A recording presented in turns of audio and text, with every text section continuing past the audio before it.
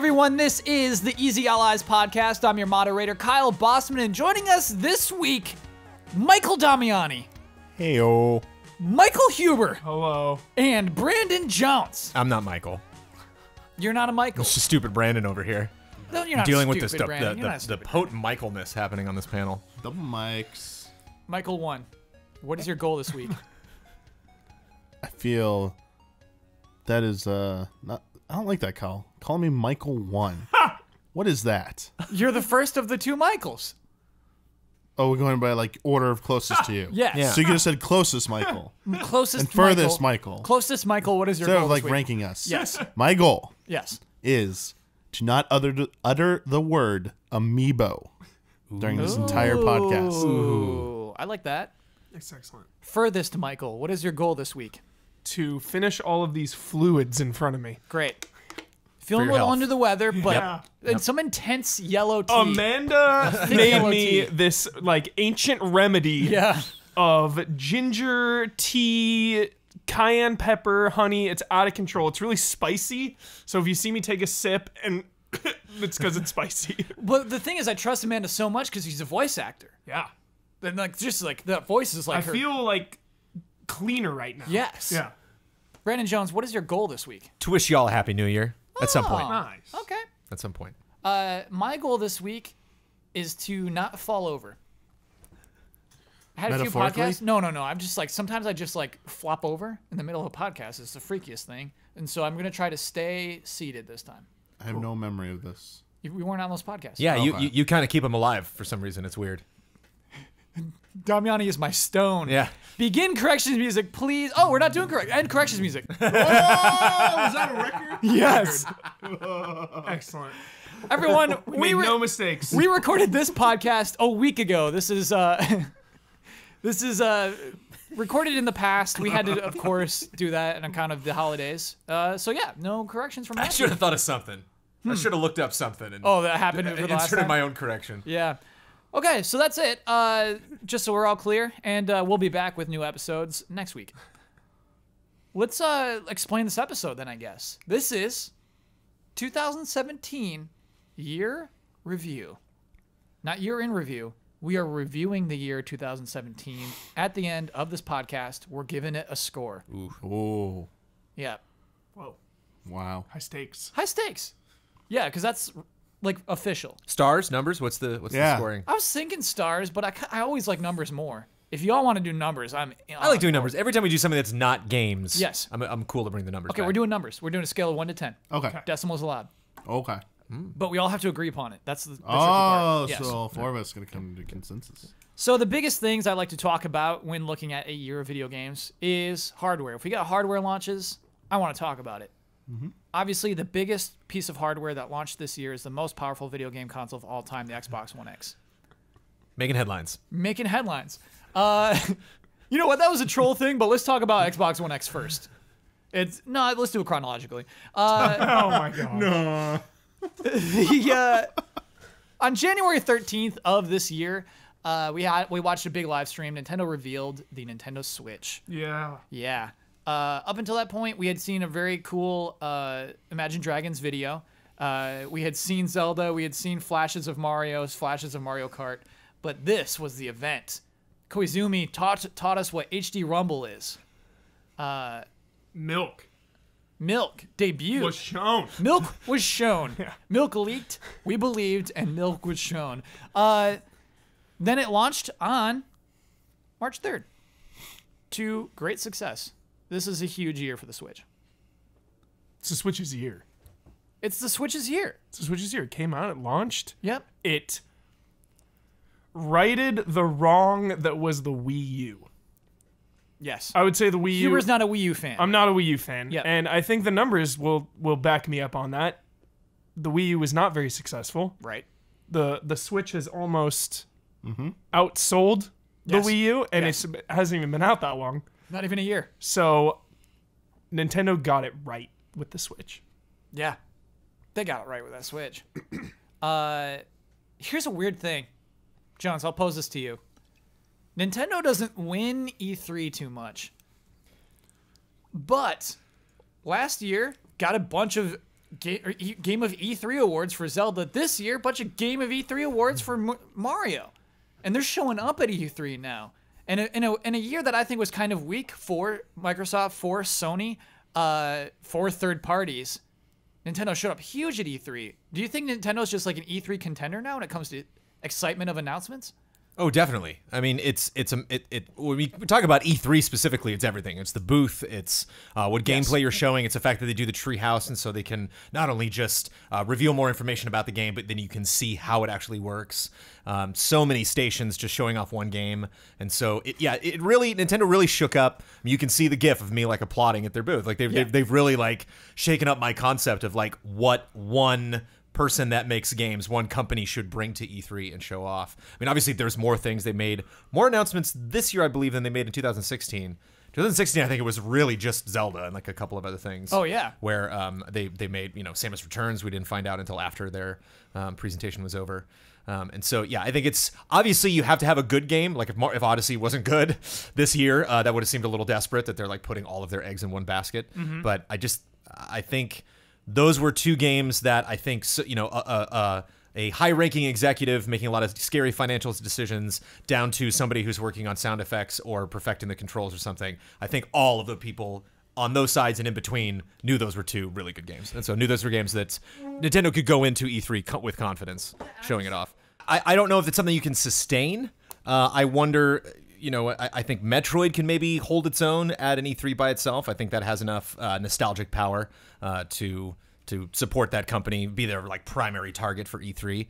Outside of that, I don't know. I don't think a Pikmin does that. I don't know if, as much as I love Animal Crossing, I don't know if it has that wide of a reach to please everybody. I hear you, Jones. I feel though when we're preparing for E3 of this year, of 2018, we're going to be saying who can take down Nintendo, who can beat Nintendo this year.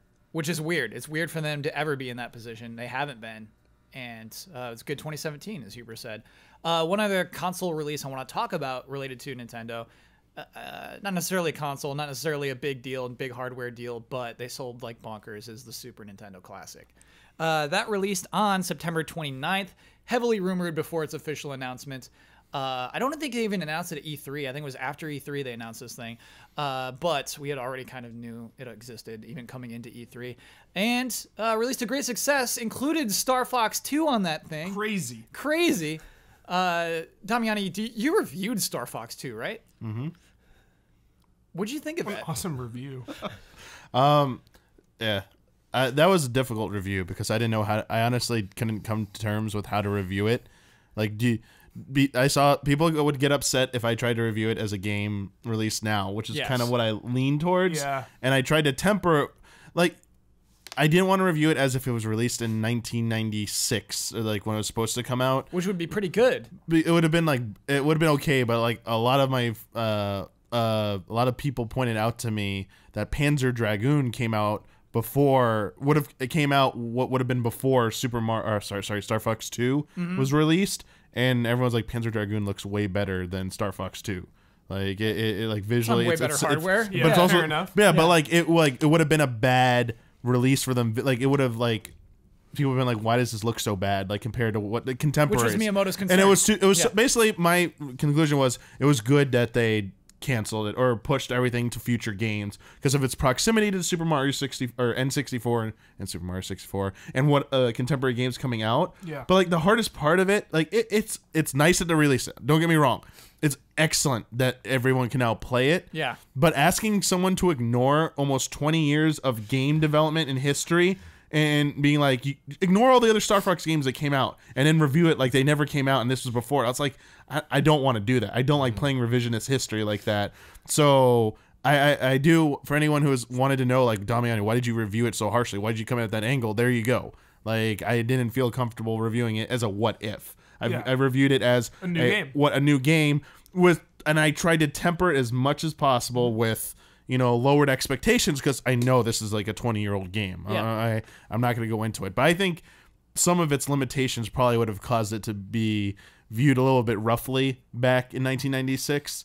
But it had some nice features in there. I think it would have been big, dude. I really do. I think the original Star Fox is really short too. Yeah. But I think the more heavy narrative focus not narrative focus, but the branching paths, like having linearity to it. Sorry. Yeah. I think that works better in Star Fox, where each level you can maybe trigger a hidden path to go to a different course. And in Star Fox 2, you can go anywhere on the map. Yeah, it's pretty crazy. And it's very radically different. But I think Star Fox 64, you saw people liked it. It reviewed pretty well. It sold pretty well. The original Star Fox 64. When it was re-released on 3DS, it was like, wow, this hasn't aged very well. But I mean, it came out in '97. What do you expect? Yep. Anyway, I think it was really cool. A long forgotten game was released on this console. Oh yeah, Yeah. like definitely worth it to play it and check Super it Nintendo out. Classic is just an incredible product. And just a crazy 1-2 punch for Nintendo yet again. You know, the new Switch and the Super Nintendo from the past releasing. Yeah.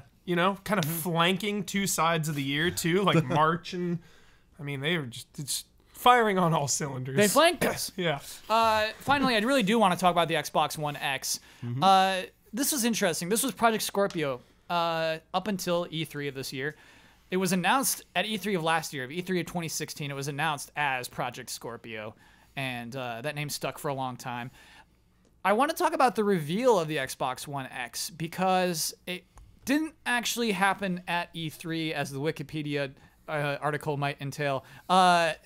It happened before that. Digital Foundry talked about the specs, and at that point it was still Project Scorpio, but I really thought this was an interesting part of the story. I really thought that was a good call to go to Digital Foundry, to have them come over, look at the machine, and just reveal the specs, reveal what this machine actually is from a source who truly cares about these things, who publishes these things, and makes all those comparisons. Sign Then- of confidence too. Yes. By opening the doors to Digital Foundry. Who, you know, is right now making videos about like Xbox One X comparison videos. They got to do all that, and so they're the people to show it to. I always thought that was really cool. And then, of course, yes, at E3, people were wearing the shirt that said, "I witnessed the most powerful games console of all time." And they witnessed it. Such a buzz thing to say. I know. It's like it's such a marketing It's phrase. so- I mean, Is it not true? It is, but Is it not true? it is true. It will be true Technically. for how long? I mean, a PC is a game console. Yeah, like and yeah, and then No, like it's PC. not. I mean, I buy a PC to play games. it's not technically a so- console, no, but Must be nice. like this it always changes. The title always changes. It's just it was just whatever. I mean, clever. Like sure, yes, because everyone's Yes. gonna be talking about that, and yes, it is technically true right now. So you know. Why not? I get it. Why not push your greatest strength? You'd be kind of like an idiot not to push that. So I get it. I get it. I do get it. Yeah, and it is out now. That was released November 7th. It was released on November 7th of this year. And I am pretty envious of it because, you know, the 4K media player is a big thing. And PlayStation 4 Pro does not have that. One S has a 4K media player. Yeah, and that's crazy to me. You know, I have an Xbox One regular, so I'm obviously not going to double dip. But depending on when PS5 actually comes out, you know, if PS5 doesn't come out until like 2020 or something, then Xbox One X having true 4K is going to be a big deal moving forward. I think what we're finding though, Huber, Xbox One X having true 4K is not a feature with many games. True. Once we get to the realities of the games that Oh, are being yeah. put out right now, we're not finding it with every game. If For media, it's like important, you know, Oh, for yeah. movies and stuff. but like first party games like Forza 7, you got that 4K, baby. Gears of War, you got 4K. And so I think any new huge release will be 4K, but I think some of these earlier ports, some are struggling. yeah. I want to say one of the biggest draws to me that might eventually convince me to buy one at some point. Yeah, I want the price to go down at some point, but that would be nice. The enhancing older games, the backwards Yeah. compatibility Yes. factor. Yes. Seeing the Mirror's Edge, original Mirror's Edge, Right. being the treatment they did with that it gets on there. I was like, okay, this is a very good reason at some point to ditch my 360, which you should probably not be holding in your 360 at this point, and upgrading to this system, which if I want, I could play games at some point. Like Huber said, if PS5 doesn't come forever, for whatever reason I decide never to upgrade my PC in the next few years, this will play the best looking stuff on console for a year, at least a year or two. But also all my old library, I have a lot of 360 games. A lot of those will look and play better on Xbox One. When Xbox One X was announced, I sat here and we talked about third-party games. And Yes. what did we bring up? Red Dead Redemption 2. Yeah.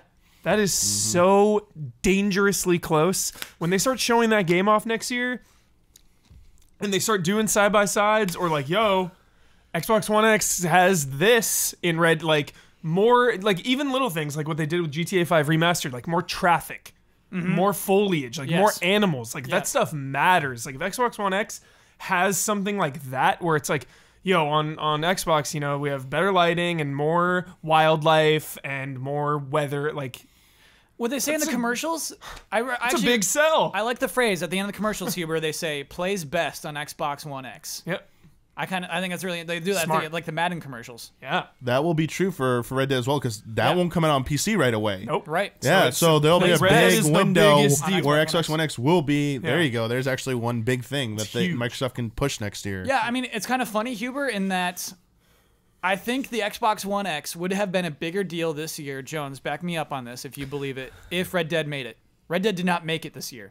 It was supposed to come out this year. It was pushed outside of this year. Yeah. Would the Xbox One X have been a bigger deal if that game made it out this year? A slightly bigger deal, yeah. That would have been an interesting case study. But to me, I think one of the things that's fascinating about 2017 is this direct opposition of the Xbox One X and a Switch. Oh, sure. You know, having this console that does not claim to be the best looking console, that are releasing games where it's like obviously something will look better on Xbox One X than a Zelda or a Mario Odyssey. But, or a Doom on Switch. Or a Doom on Switch. Yeah. But it's that question of what, like, for Hubris, that's really important, like having that extra person or having these little tiny details. For me as a giant Red Dead fan, it's not as important. So it's interesting to compare people that are more excited because this console can make console games look better than they possibly can versus me who's wondering, like, what are some of these maybe rare indie gems or like some old PC games or stuff that I didn't get a chance to play that are now coming to Switch, you know, and, you know, it's interesting the industry is now open for both of these things. It would seem like one would win and beat the other. Yeah. But it's interesting that we're kind of pursuing both ends of the spectrum. Yeah. The more, and not to just go back to the Switch, but like the more I think about the Switch, I think about the Nintendo's not making consoles anymore. They basically just upped their handheld game. Yeah. And the Switch hear is you. just like the best handheld they've ever made.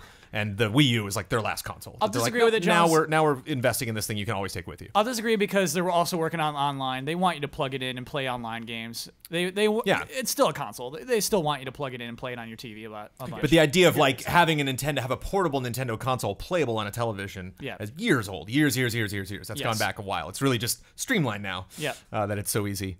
And you're right, because your 3DS can play online too, so it's not really a distinction. Yeah. And Jones, you bring up a great point in that the Xbox One X has sold well, Switch has sold well, PlayStation 4 has sold well. Everybody sold well this year. It was a huge year for hardware sales. Gamers won 2017. Yeah. Hey. And I mean, we're reviewing the year. We're going to have to keep that in mind. I do want to talk about the best reviewed games of the year. And so basically what I did here, I went to OpenCritic and I just looked at like the games that had the highest score. Exciting. I just kind of like plucked some out because some of them like don't make sense really in accordance to this list. Mario's number one. Mario's the best reviewed game of the year. Super Mario Odyssey, a 3D platformer, kind of exploration based. Just it happened. It came out and it was very well reviewed. But that wasn't all. Zelda, Breath of the Wild, number two, best reviewed game of the year. It's crazy how well reviewed these games are. I used to think that like we wouldn't crack 95 anymore on Metacritic or OpenCritic in this case. Like I used to think that was not possible, but they're just like, no, we got this. Home run. It's crazy. It's crazy. 'Cause, like, it's one thing to launch a console Yeah. and have it be awesome, like an awesome piece of hardware that is the Switch. You can take it anywhere. But to have the games to back it up too in its first year, not even a year has gone by. Crazy. You ready for more crazy? Yeah. Third highest reviewed game? Persona 5. Actually checking the Third? stats. Wow, there it is. Number There they are. three? Fun? Yes. Wow. Isn't that fun though? Persona 5 showing up? Easy Allies 5 stars, baby. Helping it out. Probably contributed. Yeah, Probably Ben. contributed to that. Yeah. Persona 5 is a long JRPG about some kids in high school Here we go. going about their daily lives and then being heroes in a dream realm. And Hero's Too Cool for Kyle. Yeah. But, I mean, I think, like, it's worth noting how huge this game is this year. It's worth noting. Like Nominated for a Persona Game 4 Award. Yeah. Big deal. Yes. Persona's always gotten nods in the past, but I don't think it has reached this kind of like critical mass. It hasn't. It That, definitely hasn't. Like Persona has become like one of the premier. Same with game Yakuza, series. dude. Like this yeah, year, man. Nier and Yakuza and Nier. Gravity Rush, and there's a Yeah. lot of games like this. Okay, yeah, a that lot I'm of used these- to. I'm used to hearing about because I work in this industry. Yeah. and because I'm connected to people like Ben or people like Damiani or people like that. Like, no, this actually was fun, or you know, I get all these review scripts and because I read them all, and so every now and then I'm like, oh, neat, that game was maybe better than I was expecting, or I didn't really understand what was so special about that game. Yes. And it seems like the industry is really taking note. Yeah, and I honestly do feel, I know a lot of people say Persona 4 is better. I just feel like this is, Wait, people say that? yes. People really love Whoa. Persona 4. I Oh. love Persona 4. I love But you Persona would 5. still say 5 is better? I just Yeah, feel I'd like, say I 5 feel is like it's just like it just clicks better. I think it might be, I understand there are probably aspects of 4 that are better, but I feel like 5 is just a better game. I think so. Like Nier Automata is a better game than Nier. No one would question that. Sure. that wasn't that hard Breath to of the do. Wild is a better Yes. game than Skyward Sword. It's just, you know. yes, jeez. Jones. It's hard for me to refute it, Jones. It's rude. What was the last like That's not actual rude. official Mario? Like, That's what did not Odyssey rude. usurp? What was it? New Super Mario Brothers? No, for the, it's, no, Super it's Mario 3D World. 3D World for the Wii U. Yeah. That was what I got. What came with my Wii U. That Oh, game, yeah, yeah, right. that's the one. I With the cats. News. The Meow Meow Mario. Got it. Yes. Some people say it's not fair to compare those two, that they're of a different lineage, but yeah, it's complicated. They're a different time period of Nintendo. Yeah. That's what was so crazy about Zelda and Mario. That it's just like, wow, they're really going to turn Zelda on its head and make a totally different Zelda game? Well, we'll see. And they're like, oh, really? They're going to go back to the roots of Mario? We'll see. And like, yes, both. Yeah. Nailed it. Yeah. Like, why? Wait, Damiani, do you think the next Zelda, or do you think another like mainline Switch Zelda could ever be top down again? Oh, I mean, Like I mean, not do you Link, not Link Between Worlds on handheld, like a Oh. big budget. The answer is no. No. Like The 3D answer dot is no. game heroes. you're gonna get another. You'd either get another Link Between Worlds style game, or you'd get the lower budget 3D one, which would be like a Grezzo style Ocarina of Time 3D Majora's Mask 3D type game. Yeah. where it's not pushing for open world. It'd be. I would like to see an alternation of the open air concept of Zelda. Yeah. One team working on that, another working on the more old school traditional Zelda to keep everyone happy. That'd be so cool. Another one of the best reviewed games of the year, Divinity Original Sin 2. Nice. Try it out. Big Haven't game. touched Yeah. it. It's just such an interesting, it just exists in such an interesting space. I feel like the game is allowed to exist today. Thank you, Kickstarter. Yes. Thank you, Love you. Kickstarter. Love you, Absolutely. Kickstarter. Yeah. People are allowed to say, I love this kind of game, I support this kind of game, and when it comes out, Yep. again, it reaches critical People are allowed to success. say, "We want it. Yeah. We got it." Yeah. So it's, good. It's a beautiful thing. It makes me very, very excited. I'm gonna skip Mario Kart 8. Should we talk about it as one of the big games of the year? I mean, it's crazy. It's up here with one of these best reviewed games. A lot of people missed it the first time around. Yeah. You know, I love remasters and repackaging games. Like, I think it's cool. Yeah. I mean, Mario Kart is like statistically one of the best-selling franchises on the new Nintendo systems. Usually, it's bigger than Zelda. Usually, Yeah. I mean, it should be Always. Yeah, should Yeah. always be. I think the only exception might have been Super Nintendo, maybe. But yeah, like that should be talked about. The fact Okay. that it could come out and it's the second best-selling game of the year behind Zelda. On Switch. On Switch. Sorry, yes, on Switch. That's pretty impressive. Like how many it for a is- re-release. Yeah, for a re-release, Yeah. and it just goes to show how much Nintendo has done right with the Switch. The missed opportunities with the Wii U that people passed up on it the first time. That a lot of people didn't get to experience it. It wasn't as simple as like I love some remasters too. So, but like Uncharted, I don't feel like a lot of people missed out on any of the unremastered Mo- versions of Uncharted the first time. When the remasters came out, people were like, "Oh, I never got to play one." That was like the most. Oh, yeah. You know, That's everyone what I did, actually. Yeah. We talked about Nier Automata. I think it's so cool that game was published. It's just a really cool collaboration. Makes me so excited that Platinum got involved. Yeah. I mean, I know, like, I always want to say, like, during, like, my stream, I know people got, like, angry at some of my, like, reactions to things in that game. Yeah. But the truth is, regardless of how I feel about that game, it is really good that Square Enix believed in Yoko Taro. Yes. To give him the bigger budget to make this type of game, to deliver this type of game after everything else he's made, because his stuff has, like a good cult following, but hasn't translated to sales success. So seeing this game get reviewed well, but also sales success. Yeah. Like even if Feel it good story. even if Yeah. it wasn't my favorite game of the year, I still want to see what he can do. I think there's room for I think there's room to improve on Nier Automata. Absolutely. I want to see what he does in his next game because I think he can only go up. Because And they've already started. yeah, they It's have already more underway, faith in yeah. him, and they're Yeah. gonna give him more resources. And he's just like so insane right now. Posting he has an Instagram account now where he posts dogs left outside of shops. In Yeah, Japan. yeah, I saw that. It's funny. Just taking Sad photos. dogs. He's doing that. You see his thing about Animal Crossing Pocket Camp. He says like he wrote Yes, what his he says some funny stuff about his that, interpretation about the state of humanity and stuff. He wanted to burn it all down. Oh my gosh. Like Really good stuff. This Really helmet interesting person thing, to it's follow. like, yeah, like they need to give Yoko Taro much more love. Another huge game this year. It's a story. Horizon Zero Dawn was released this year. This is Guerrilla Games' first ever RPG, first ever non-Killzone game, I think. Yeah, what just they should have been making third-person shooters this whole time. I Yes. think. Yeah. I was talking to somebody about that the other day, where I just never really got into Killzone, and I can't believe how not into Killzone I was, and how into Horizon I am now. Yeah. How Horizon 2 is very, very near the top of my anticipation list for just hold the on. future. Yeah, come on, Jones. It's years away, right? Oh, I hope not. I'm ready.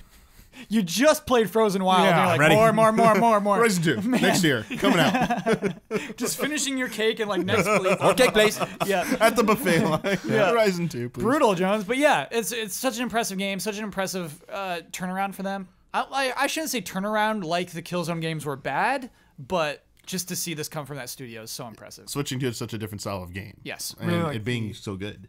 Really like the combat in that game. So Really solid. surprised Feels me. so good. Yeah. Yeah. You spend a lot of time with that, you get so good at that Yeah. bow and arrow. It's all about really pinpoint accuracy, learning your enemies. The like arrow, like the bolt thing Yeah. where you stick them Oh. down. So cool. Yeah. Yeah. so many different strategies. Some friends of mine are just playing it, and I went over to their house to hang out, and they were like, "We're just playing Horizon. Is that okay?" And I was like, "Please." And a lot of times, because they knew I'd beaten it, a lot of times they would turn and be like, "What am I supposed to do here?" I'm like, "There really isn't a strategy. Like, there's not like, oh, you do this thing with this monster, and then you automatically Yeah. win." It's like, I don't know. You set up your tiny little traps. You can, like pin it to the ground and focus on another person. I love You can using a weapon go that stealth and flops off sneak of up them. on them, or Those arrows. yeah. So good.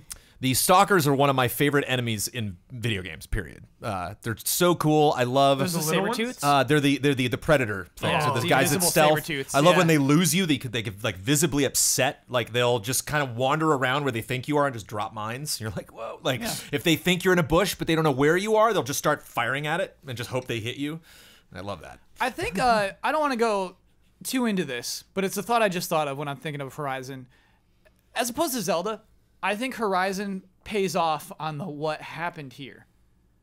It's very similar. Sure. Oh, you're- story-wise, definitely. You're in a scenario where something happened a long time ago. Yeah. And I think Horizon, you actually learn interesting things along the way of what happened here. Yeah. And I think it's a huge payoff. Especially near the end. If Yeah. you're about halfway through Horizon and you Yeah. just need that extra oomph to get to the end, Yeah. finish that game. cool. The best is yet to come. I really like that element of it.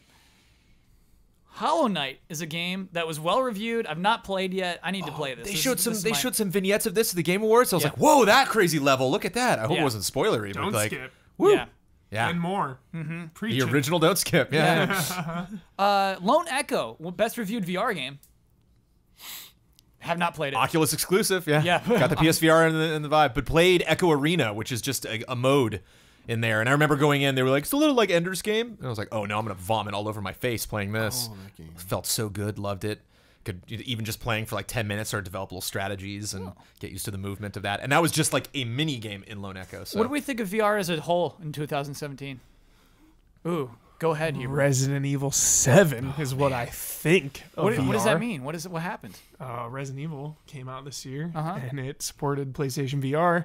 Yeah. And entirely? it fulfilled Entirely. it fulfilled my finish. wildest dreams, man. Being in a haunted house basically in VR Yeah. was just it was a dream come true. Like there's one thing playing Resident Evil, like walking through the halls and like a monster comes around the corner. But when you're in VR and you are there and you feel things moving. You know, you feel a monster down the hall. You don't know he's there, but you feel him coming, and then he comes around the corner, or you hear something upstairs. Like, it just brought a whole new level to what horror can be. Yeah, I think that a lot of this year, it's been a lot of just like, oh, that was cute. That was cute. The VR games, you know what I mean? Oh, it's cute. But Resident Evil 7 is a game. That's a full-on game. You don't need VR to play that game. That's just a full regular game that is also, for some reason, cross-compatible with VR. That's they're great. crazy. Yeah, Skyrim this year also is just like, this is the whole game in VR. And I wonder if that will continue. I would say that trend began this year. I wonder if we'll see that continue. The entire game is playable in VR, as opposed to, and there's a special VR mode. The re-release of Second Runner and Zone of the Enders.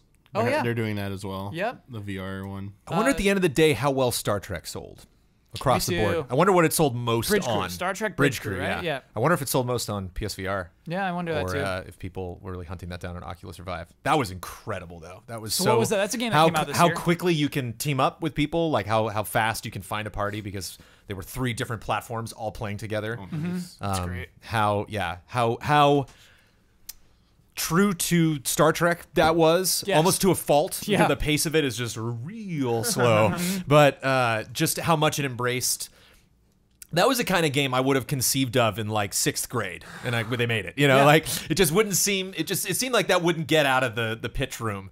That they'd be like, yeah, it's a really neat idea what you just suggested, but I mean, who's gonna buy that really? You know, and so it's exciting to see where at that point in VR where Vive and Oculus and Sony can play nice. Yeah, it's weird. In Star Trek, they're like, move power to shields, and it's just such an interesting activity to actually do that. Yeah, let's move our power to shields. That rules. Let's protect this part of our ship. Let's shoot that thing. Yeah, that's a fun Seriously, game. you're Star Trek ship drive. Like, it's crazy. Yeah. That is crazy. I would have been fine with a VR tour of a bunch of different like Starfleet or this like Star Trek. Still universe waiting on ships. stuff like that. Just Yeah. like walk through them Yeah. in VR. Yeah, or and like see them. even like real world places, like tour the world in VR, man. Let me go to Tokyo in VR Yeah. and just like Oh, you can do that. We did it on Google Earth. Waiting for that big Google Earth update. Yeah, you're Whenever, right. It was whenever a they little announced that, chunky. we're like, Yeah. oh, we added a bunch of new stuff to It was a Google little Earth. chunky. Like, Yeah. oh, I'll break it out and jump in. Yeah, that was really cool. What Remains of Edith Finch came out this year. Just incredible indie game. Love it to death. Just a highlight, a definite highlight. Stoked on that. Cuphead came out this year. Let's talk about Cuphead for a second because I think this game's an achievement. This game, if you haven't heard of Cuphead, has an old school animation style. Sticks to it with all its heart. Doesn't cheat. Doesn't cheat for a second. Does not bend a frame. Every single frame of animation was hand drawn in this, and it all correlates. It all matches. Actually, there are some really cool backgrounds that are kind of like old Popeyes, where they're like miniatures and clay stuff. There's like some stuff like that. Just technical marvel. a technical marvel. This game's been in development for a long time. There was a point in which this game was just a boss rush game. And then they just kept working on it. And what I think they released this year, which has some platforming levels, and it's intensely hard, I think in this case, putting it back in the oven was the best thing. I think this game is A lot of people took their time this year and it paid off. Yes. There wasn't a lot of like, oh, finally, that I think even something like a Last Guardian or Final Fantasy 15 last year, like Those were all hard finally. to shake that vibe. Of Yeah. like, it took a long time to finally get where we are. Like, the quality obviously is way better than it would have been, but I wonder what the numbers are there of like if they had released it, how much would they have sold versus like how much it cost for them to put it back in the oven and keep working on it and putting all that money into it. I think in this to case, releasing it again. I think in this case it was good, Huber. Yeah. I think it would have been poorly reviewed if it were only bosses. I honestly think, I know it sounds so dumb, but adding platforming levels adds this variety to the Totally. package Much that just needed. makes it feel like this world. It makes Yeah. it feel like this adventure. I think it was the right call. It's Cuphead is so cool. It's so cool that game came out this year. And it has 2 very different difficulty modes, probably more than that. Doesn't it have a scale They of just got difficulty? easy and hard, man. Easy and hard. I like how easy is. You're the adult. You want to show it to your kid. Play with them for a little bit. They can just get to the fun parts. Yeah. But then obviously, like the hard mode for people that want to stress themselves out. And you will Yeah. stress. It is a hard game. I didn't see a lot of people on social media be like, "Nah, I thought it was easy." Pretty much everybody was pulling their hair out with this game. Yeah. Anybody that who was says it's nice. easy is lying. They're lying. Neo came out this year. Oh yeah. Isn't that cool? The game that probably pains me the most in my backlog. I love that friends of mine finally got it. Their PS4 broke a long time ago, and they finally just like bought a new one. And so like I'm getting texts a lot where they're just like, "This was good, right? You know, Mass Effect. Did they fix that? What? You know, just like do little updates." Oh, for sure. Yeah. And when I got that text, it's like Neo was good, right? I like wrote a paragraph. I was like, "Yes, I don't." Oh, like, So your just friend filled me with bought so Neo? much guilt that I've never, you know. Yeah. And Finally certainly got over the it. holidays, I'm going to be playing Persona and Divinity probably. And Sure. Finally got a feudal Japan game, and I sat on it. right? Yeah. You know, it just came out at a bad time. Yeah. And I was so soulsed out by then with all the Dark Souls DLC and Sure. all like finished all that over the last couple years, and I just like needed to step back. I mean, it's You worth know? calling this game a Souls game. It is. It is It is absolutely 100% yeah. a Souls game. And we realize it's been in development for a long time. The game that released is a Souls game. It is. Yes, but I think differentiates itself enough to be its own game, to be Yeah. its own franchise, and I just think it's a really interesting release this year. I can't tell if I played the demos too much. I know I ruined this game for me because I played the demos too much. Yeah. But I don't know if it's okay or if I should have dialed back on the demos and just waited. And you know, I wonder if I was like I had fun with it. Yeah. You know, like I do not have any ill feelings towards Neo at all. I don't think it had the staying power when the game finally launched because I put like 30 hours But Jones, I think cumulatively just in those demos. as someone who has to be on a podcast and talk about video games, I think you know enough about Neo to speak to it. Mm-hmm. You know, so I think you did fine. Yeah. It's okay. I'll have to go back though. Maybe Neo 2. SteamWorld Dig 2 is up there. Wow, Yeah. that game's just well reviewed. That It's like the Easy Allies secret. It's one of my favorite games of the year. Goatee right here. Hands Goatee down. sneaks in It somehow. is. Sneak Goatee right Yeah. here. Yeah, I honestly want this nominated for a Goaties. Really? I really do. You're that positive on this game. I am obsessed with this game. I love this game. Why? I love this game. Why? It's just a 2D platformer. Vibes. No, Vibes. it's got design, level design, like Yep. that classic Metroidvania, get an item, and like every time you get an item in this game, it completely changes the way you interact with the entire game. And they do that like 7 times. It's like you get this, and then like all these possibilities open up. Combat's really cool. The music is great. It's got a top tier economy. Good economy. Great economy. Yeah, yeah. And it's really cool. Like it ties into SteamWorld Heist and SteamWorld Dig 1 a little bit, which is really Yeah. cool. And don't skip it. Please don't skip that Wow, game. that's an official don't skip from Michael Huber. Love it. God, that game's so good. I really want to talk about this next game Empowering. a lot. You feel powerful by the end of that game. yeah. You do. Takes a while to get there, though. Night and day. By the time Yeah. you're done and you get the last thing, you're just like, And I love I that. own this game. Because, yeah, Jones, it's not just owning enemies. It's not just beating enemies quickly. It is traversing quickly. Yeah. And digging faster. And just, you know, you feel like you own the And- map.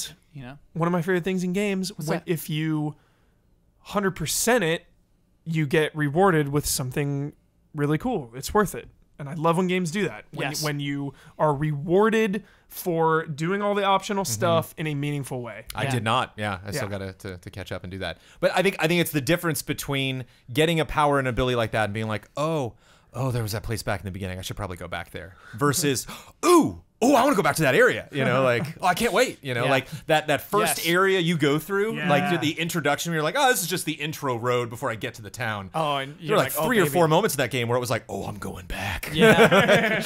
I can't wait. Yeah. I do. I love it when games hide their, oh, I'm going back. And you're like, oh, that thing back there. I love that. This next game, we've talked about it on this podcast a lot this year. I'm just fascinated by this game. Injustice 2 reviewed very well this year. Injustice 2 is a fighting game starring DC characters from NetherRealm Studios. One of the best story modes in a fighting game Such good humor. ever. Really Humor. good humor. You're right, Jones. Nice thing to point out. It was funny. But just great, like asides, like they get Green Arrow and they go up to fight Bane. Yeah. and he's just like, let's snip his tubes, and Green Arrow's like, ouch. Yeah. you know, and it's like little. It's so That's good. You're right. That's perfect. What's up? Should What? NetherRealm I was write just, the they should. DC movies? Honestly, they should. Honestly, I'm not even trolling. They should. It's a better Justice League story than the movie we saw. Jeez. It is. to me, it was a little bit like Superman. I'm just bad now. It's like very simple Superman, but yeah, really And Wonder cool Woman story. was. Yeah. It was funny too. Like I love how much they built it up and how much they showed the separation of these people. You had like people that were friends, and then the next they're enemies, and this line that's like shifting between who's the quote unquote good guys, bad guys in the DC universe.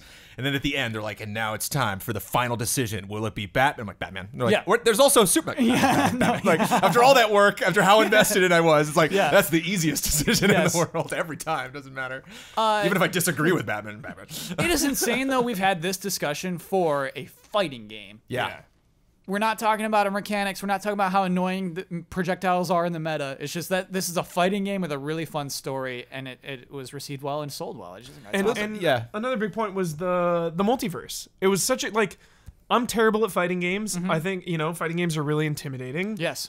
You go online and it's a very, very steep learning curve. You got to get through, people trolling you and cheesing you, and people are really good at these games. It was great to have the multiverse as a single player kind of RPG mode, so you can beat the story. That's how you get new gear and things? You beat the story mode, and then like if you still don't want to play online with people, you can still go to the multiverse and have a great time for a long time. That's cool. In the game. And That's really there cool. were all these different challenges, and it's cool. Making their characters look goofy too, which a lot of people were scared to do this year. We talk about that with Battlefront, where it's like, oh no, you can't. There can't be a pink Vader. Yeah, like there should be. That would be fun. Yes. Like if you separate that, we talked about how good that story was, and how serious it was, and like how there's some really dramatic moments in that. Yeah, there's great Harlequin moments. I thought I loved her storyline in that. Yeah, but at the same time, we got pink Batman, or the weird Green Lantern with all sorts of crazy accoutrements on him, and it's not one is not hurting the other. They can exist both at the same time. Accoutrements. Great word. Great word, Jones. Great word. Good stuff. Happy New Year, everybody. Accoutrements. Fiduciary accoutrements. Ooh, wow. We're going to have to blast through some. We're way over. But Sonic Mania came out this year. Sonic Mania is so cool. I'm holding out hope for Streets of Rage Mania, man. One day. Bumped into a colleague at the Far Cry thing. He's like, what was your soundtrack of the year? I'm like, oh, I don't know. This was good. Persona was great. And he's like, Sonic Mania, hands down. It's a really good soundtrack. It's a really good soundtrack. It's just fascinating. The game was made by people who used to make Sonic fan games. Sega listened. Hey, we'll hire you for this mobile version of the game. Oh, you did a great job with that. 2D Sonic fan games. Yes. Yeah. Important distinction. Is that an important distinction? Who's making 3D Sonic fan games? No, I mean, some people are, but I think it's an important distinction that Sonic Mania, awesome, great game, well reviewed. Oh, we'll get to the stinkers. Yeah, that's a whole separate part of the podcast. Yeah, just remember that. Just remember that. You get to the Put official, a pin in that the one. official team. Yeah.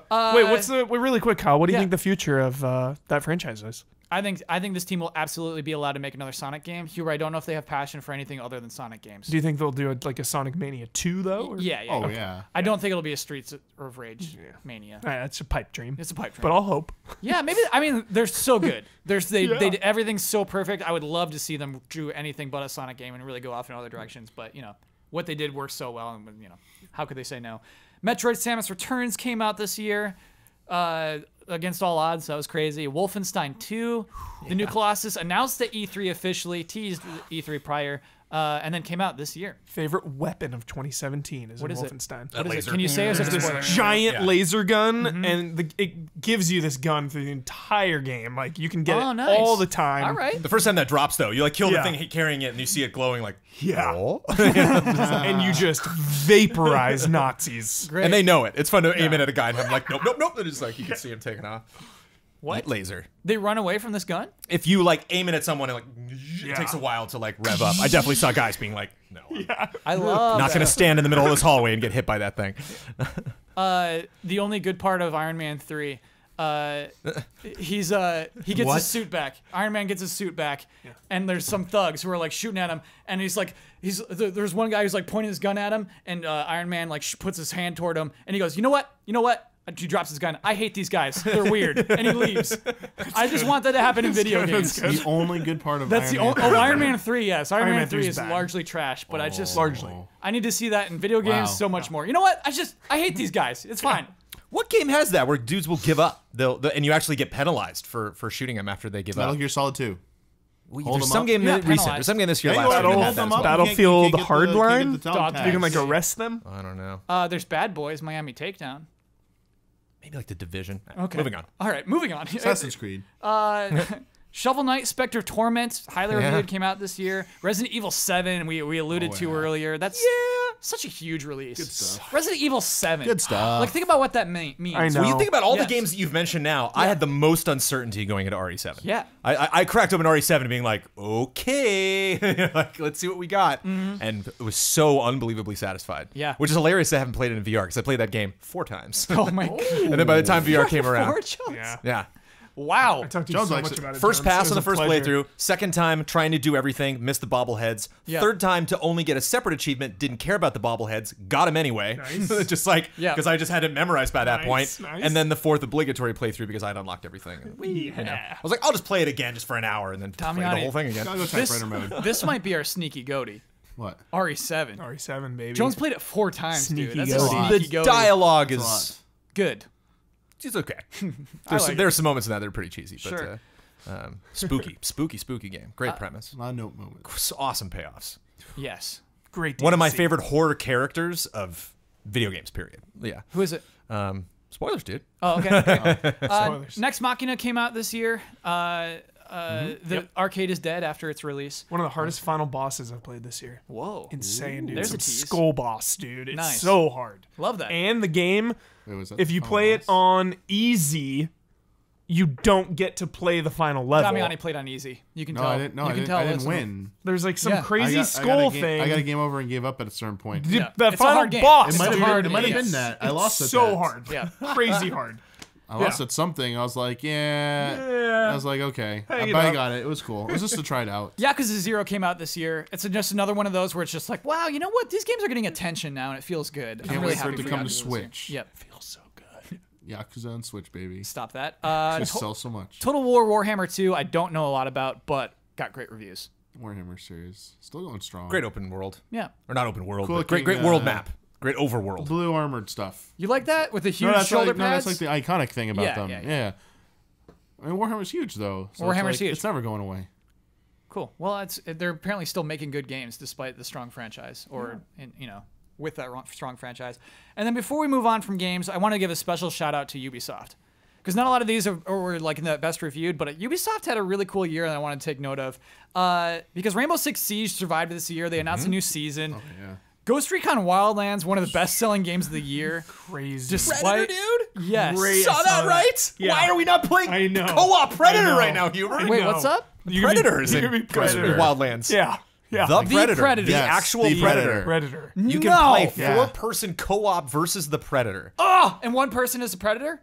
No, the Predator's AI, I believe. Oh, okay. We got to hunt down the predator Yeah, while it's like it a story hunts us. mission. Yeah. That's so cool. What a weird crossover. Yeah. No Bizarre. way. Okay. Awesome. A lot of bizarre crossovers this year. For Honor came out this year. For Honor is a huge success for them. Mario plus Rabbids Kingdom Battle came out this year. A huge success. Assassin's Creed Origins, huge success. A lot of these just announced at E3, by the way. And lastly, wasn't taken over by Vivendi all year long. And South Park did well. Totally forgot that was Ubisoft. Yeah. Wow. Yeah, yeah. I forgot that. You're right, Jones. Really just Steep good. got some DLC. Yeah. It's just Yeah.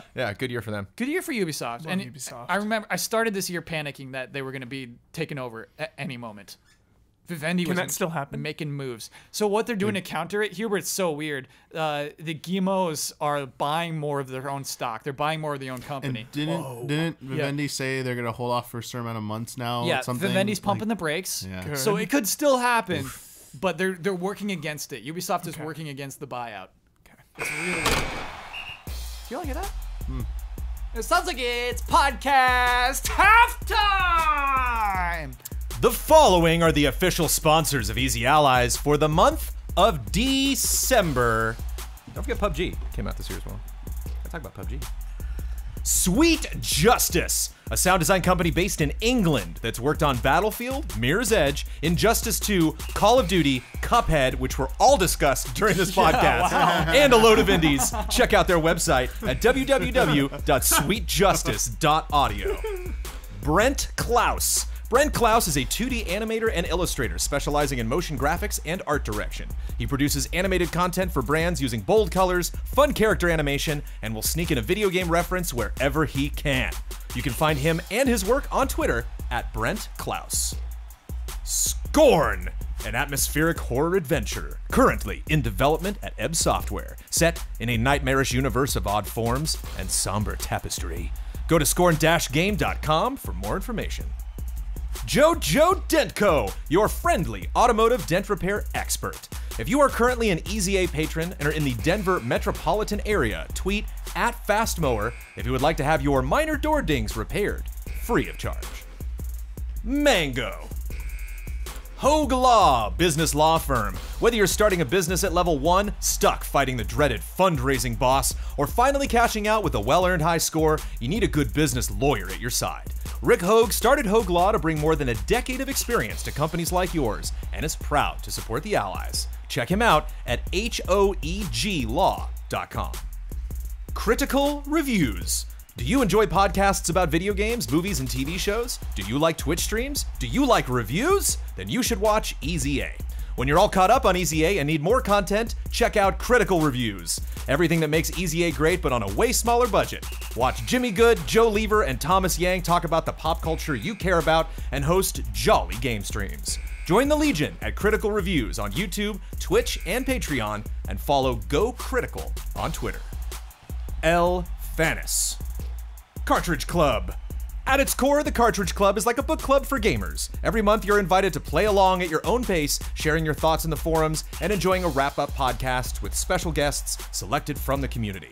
It's a warm and welcoming place made up of content creators and gaming enthusiasts, and we want you to come join in the fun. Head over to cartridgeclub.org to find out more. iKeyless. Since 2002, iKeyless is specialized in replacement automotive keys and remotes. They can save you up to 75% off of dealerships' prices. Visit their updated website at iKeyless.com and use promo code EASYA at checkout for free shipping and an additional 17% off of your order. Jigarbov Productions. As his last podcast halftime, for now, Jigarbov wanted to thank Brandon and the rest of the Allies for letting him have some fun with these podcast halftimes. You can always count on him lurking in the comments, but hey, since there's a new slot that opened up, consider supporting the Easy Allies by going to patreon.com/EasyAllies and supporting this wonderful group of people. All of these links are available in the description. Thank you to our sponsors throughout all of 2017. Well done, sponsors. I like Jigarbov's throwing it. The last opportunity to promote Jigarbov Productions and instead promotes us. That's too kind. It's way too. He's a gentleman. Go download Jigarbov's stuff on Minecraft. Jones, you were right. I totally forgot PUBG because I thought it was safe just to pluck the best reviewed games. Obviously, that didn't end up on like the best reviewed list, but that's a huge game of 2017. Hey, Fortnite. Huge. Just Battle Royale in general. Battle Royale in general. Whee! Well, no. Jones, it's those two games. It's those two games on the top of Twitch. It's those two games that are really riding the wave. There are other Battle Royale forms in other games, but those two are the highest. Those are the ones who are really profiting from this the most. Really crazy year for that. 2018 will have many a Battle Royale. How many? Look out. How many? I don't know how many standalone games, Yep. but it will be implemented into many games. Halo. Battlefield? Halo's Battlefield. got it. Yep. Halo. Yep. I could see Red Dead Redemption 2 having a Battle Royale. Yep. Oh, yeah. Splatoon Is there 2. no Halo in development? Yeah, I don't know what Halo's up Yeah, to. what's up with Halo? 343 is always What's working up on with Halo? They're Yeah. always working on Halo. There is a new Halo in development. What number are we on? 6? No, Halo no. 5 was Didn't- rough. well, We're not. Yeah, no more numbers. Didn't they say they're killing the numbers? Yeah. So That's no why more he was- numbers. Okay, Halo Retribution. Halo Yeah. Retribution. Halo Judgment. Judgment. Well, I like Retribution. Halo Annihilation. Yeah, oh my goodness. Halo Genesis. Okay, so Halos. Halo Z. Halo with a Z. Zombies in Halo. Halo Z. I'm playing Halos. I'm playing Halos. There's another Master Chief. Good sponsorship opportunity with Yeah. the orange makers. Halos. Yep, those little tiny Those Halos, oranges. little Yeah, tangerines. And they're called Halos? they're like sold in the Okay. little bags. So like Chief, like just like Bum, bum, slams bum, into bum. its Yeah. mouth. This next part isn't very fun. I want to talk about games getting canceled, Wait. studios closing. What's wrong here? Really quick, Kyle. Yeah. I know you don't really like competitive multiplayer shooters. Yeah. Ooh. Do you like Battle Royale modes, though? I haven't tried them. I don't have the interest though. I'd like you to play one because it's unique, man. You I got to check it out just to feel Yeah. that tension. I've never been so scared running through a beautiful environment before. Sure. I've never just gone with the trees and fields, being like, I'm gonna die immediately. Like when you play Counter-Strike or something, it's like I'm just used to these. I'm used to small hallways and like there's a death around every corner. But that's a really interesting thing looking out onto the horizon. And Kyle, like, you any love small movements. You love sniping, and it shifts the objective from killing the opponent to just survival. Yeah. Like you just survive. Yeah, but you I gotta. could see you digging it. You got to run with the rings though too. Yeah, but I could see you like crouching down in some bush and just hanging out. For as long as I can. Yeah. Do we think at this point next year we're only talking about 2 contenders? Will somebody usurp them? Usurper. Yeah, I just wonder because Jones, What are you talking about? Battle Royale is Battle actually Royale. trending up. Only in Battle Royale? Or Battle any Royale, game, period? sorry, Pub? Fortnite. Fortnite, yeah. Battle Royale is actually like trending up. Like it's coming up on PUBG in a scary way. Probably because that's the free to play one. That's not $30. And so yeah, I wonder how stable that is. I wonder how stable PUBG's dominance is. Nothing's gonna like take its place, but I think imagine Minecraft to a Dragon Quest Builders. I think you'll see maybe another franchise do their own fun thing with it that won't beat it, but won't feel like copycat. Or just like, oh, tune out of that because like, oh, original idea. It's like, oh, it's kind of fun that you adapted that to Halo or something else and came up with your own fun ideas. It'd be fun to like do the Forge in a battle royale mode, create your own maps. Oh yes, yeah. Well, I think kind of the fun is that people memorize the maps, right? No, they're random. I mean, I think you memorize locations. Yeah, but I think the maps are random, right? The item drops The are item random. drops are random. Yep. There's 2 maps now. Okay, so the sad part is I want to talk about games getting canceled, studios closing, but it's part of what happened this year. It's going to be part of our review. We have to factor that into how we score it. Yeah. Gotcha.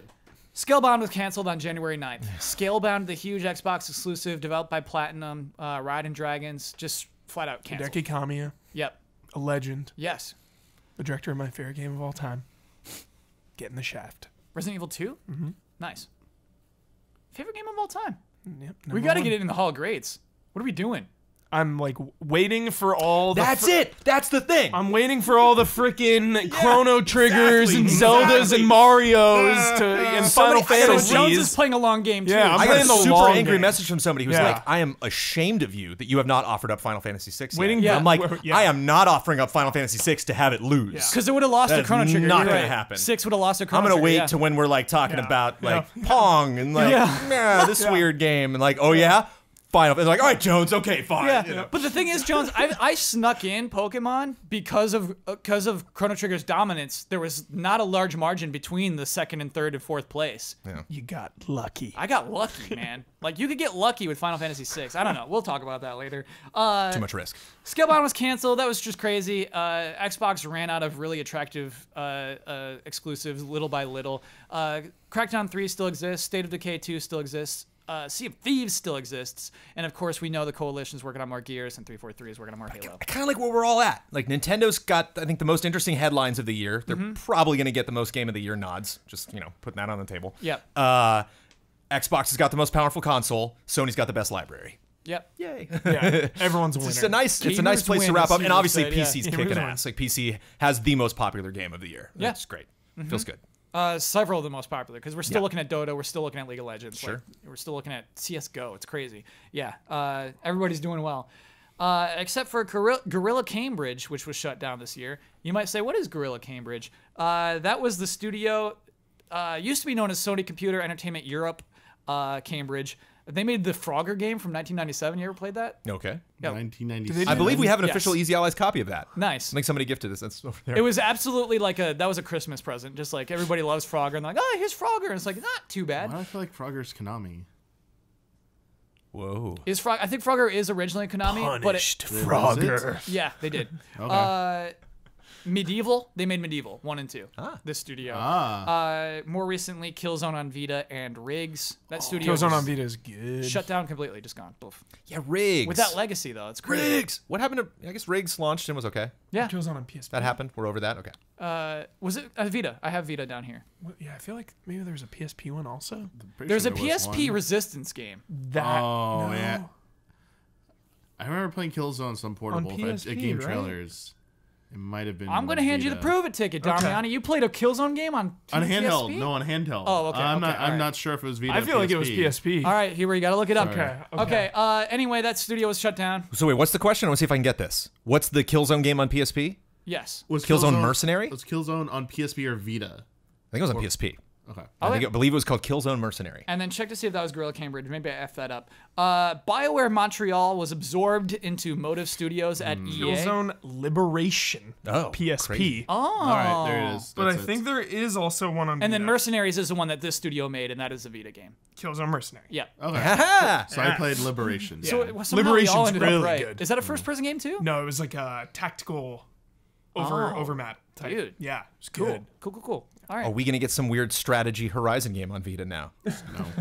No, John's with the this studio coming studio's around, gone. Yeah, it sucks. So on August 1st, this weird thing happened because what I presumed to be one of the biggest hits of the year proved not to be. Mass Effect Andromeda, huge bomb, launched with multiple issues, and so that studio who made that game, just absorbed into EA Motive, is now working. We'll talk about that next. Let's just talk about that. The visceral Star Wars game is gone. Amy Hennig's Star Wars game gone. That visceral shut down entirely. Do we know where Amy Hennig went? She's still with EA. Okay. They said we'll talk about her future eventually. She's still there. Who knows what they'll give her? I hope they're just like they give her the Joseph Ferris treatment and just like do whatever. You're Yeah. great. Just do whatever you want. Take as many years as you want. Anyway, EA Motive took over that game, and then I guess a lot of people from the old Mass Effect team working on EA Motive with EA Motive now. Crazy EA business this year. Mass Effect basically is done as a franchise for now. What did EA do right this year? Jones, I love Dude, that a question. legitimate question. I'm love really that not question. trying to stoke Let's do it. anything. Let's I do would it. like to know. Sports, obviously. Like you were saying, Yeah. oh no, NBA 2K18 is not. FIFA. Right. Yo, Theirs. I'm sure we're gonna get into Star Wars Battlefront 2, but We're not. Let's do it. I don't want to plan to talk about it, so let's do the that now. fact that they removed the microtransactions, Yeah. and like they did two things in a row. They reduced the cost of Luke and Vader immediately when people Yeah. were pissed. Yeah. Then they removed the microtransactions. Like what they did with the loot crates and everything is terrible, but I really appreciate that they listened to the backlash. I mean, it. Like, sure, you can say that they were backed into a corner and they had to. Yeah. But they didn't That's have what to. John says. John says it's all calculated.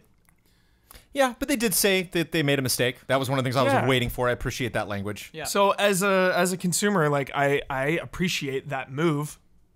Sure. Like people weren't giving them credit for even doing that, you know, and I'm over here saying like, dude, good, it's like 'cause- good on yeah. them, Yeah. you know. I mean, some people think they knew better, and they shouldn't have done it in the. They shouldn't have done it in the first place, But, like, of yeah. course. But I mean, there's no rules to this. Like some people just aren't willing to give it all. They like think like it was calculated, it was done intentionally, and stuff like this. This was like their emergency plan, but they wanted, with all intentions, they wanted this to work. Other people like, yeah, whatever. They tried something. Maybe they weren't as like like evil, plans behind it and stuff. Maybe they're like, this is the future. We need a solution to supporting these types of games. And they're just like, okay, we didn't know people get this angry. Whoops. Okay. Like, we'll try and fix it. But Johns, I think their biggest success might be the announcement of Anthem. I think if Okay. EA Yeah, is it's looking a at success. 2017, yeah, and even that's kind of tepid. I think I think there's not a huge hype for Anthem. Dude, the way Destiny 2 is trending right now, man, Anthem is poised to strike. What? What are you talking about? I think they're sweating. I think they're like, oh no, maybe the Destiny 2 server now- isn't that better, I strong. thought. No, I'm saying, okay, because Destiny 2 in the last couple of weeks has been Yeah. trending down. Right. Curse of Osiris was a failure. So you're saying Anthem is spotting a weakness? yes. They're There's just still targeted so weak much of spot. Anthem we have yet Anthem to is see. ready to strike on that. Okay. I think that there's this fatigue in those types of games. I think talking about earlier with PUBG and Fortnite. Drop in, I think baby. those are the new hotness. That's Yeah. what everyone wants. Those types of games either need to evolve and add that type of stuff. Like, watch, Destiny adds like battle royale mode or something, Yeah. and there you go. You better. Yep. The trends just change like that. Yeah. That's what you got to do to keep up with online games. Yeah. Lastly, IO Interactive was dropped by Square Enix in March, but then they announced their independence Yeah. in June. This turned And out stuff. Yeah, this Happy is actually a good ending. one. Yeah. Yeah. This is a happy story. I'm glad. we got to IO end with this one. Interactive was like, one of maybe my first favorite studio growing up. Cool. Yeah. Just because you see him at the beginning of Hitman games? Yep, like Hitman and I'm drawing a blank right now. But yeah, I love IO. It's cool. One of your favorite studios, you drew a I blank. know. Yeah. I'm sick, man. Okay, Cut all me right. some slack. I'll cut you that slack. All right. It's because everyone was worried that when Square Enix was gonna get rid of them or shopping them around, that we didn't know initially if the Hitman IP was going with them or not. Every other studio we Yeah. talk about when the studios are gone, they get shut down and everybody has to leave. And in this case, yeah, they And then they let them keep the IP. They let It's them like, here keep you go, Hitman, take it, and they and there's Christmas stuff already. They actually are updating the game presently. yeah, there's the episodic stuff they're still updating. Santa cool. Pack. And they said they were Yeah. got like plans with a new He goes into publisher or Santa. something for like the next cool. Hitman or whatever. Yeah. So they're good stuff. I there. love that. I love that story. I'm so happy they have their independence, and I'm glad Square Enix didn't kill them entirely. It's cool. Then EA will buy them. Please no. Let's skip business moves. Let's skip that stuff. Basically, a lot of people left their jobs this year. A lot of people in big positions left their jobs. Valve, Naughty Dog, Sony, huge shifts. But we rarely see the ripples of those. We rarely see the effects. Let's talk about the worst reviewed games. The other end of the spectrum. So when I go and look at the worst reviewed games, Yeah, aren't they weird? yeah, Like, a bunch of them are yeah, weird. what do you got? Miiverse games. So I pulled out the Weird spicy ones. Mobile games, Yeah. maybe. I pulled out some spicy ones All right, you for got us. some spicy. Bubsy, Woolies Strike Back. Who didn't see that coming? Who even asked for that?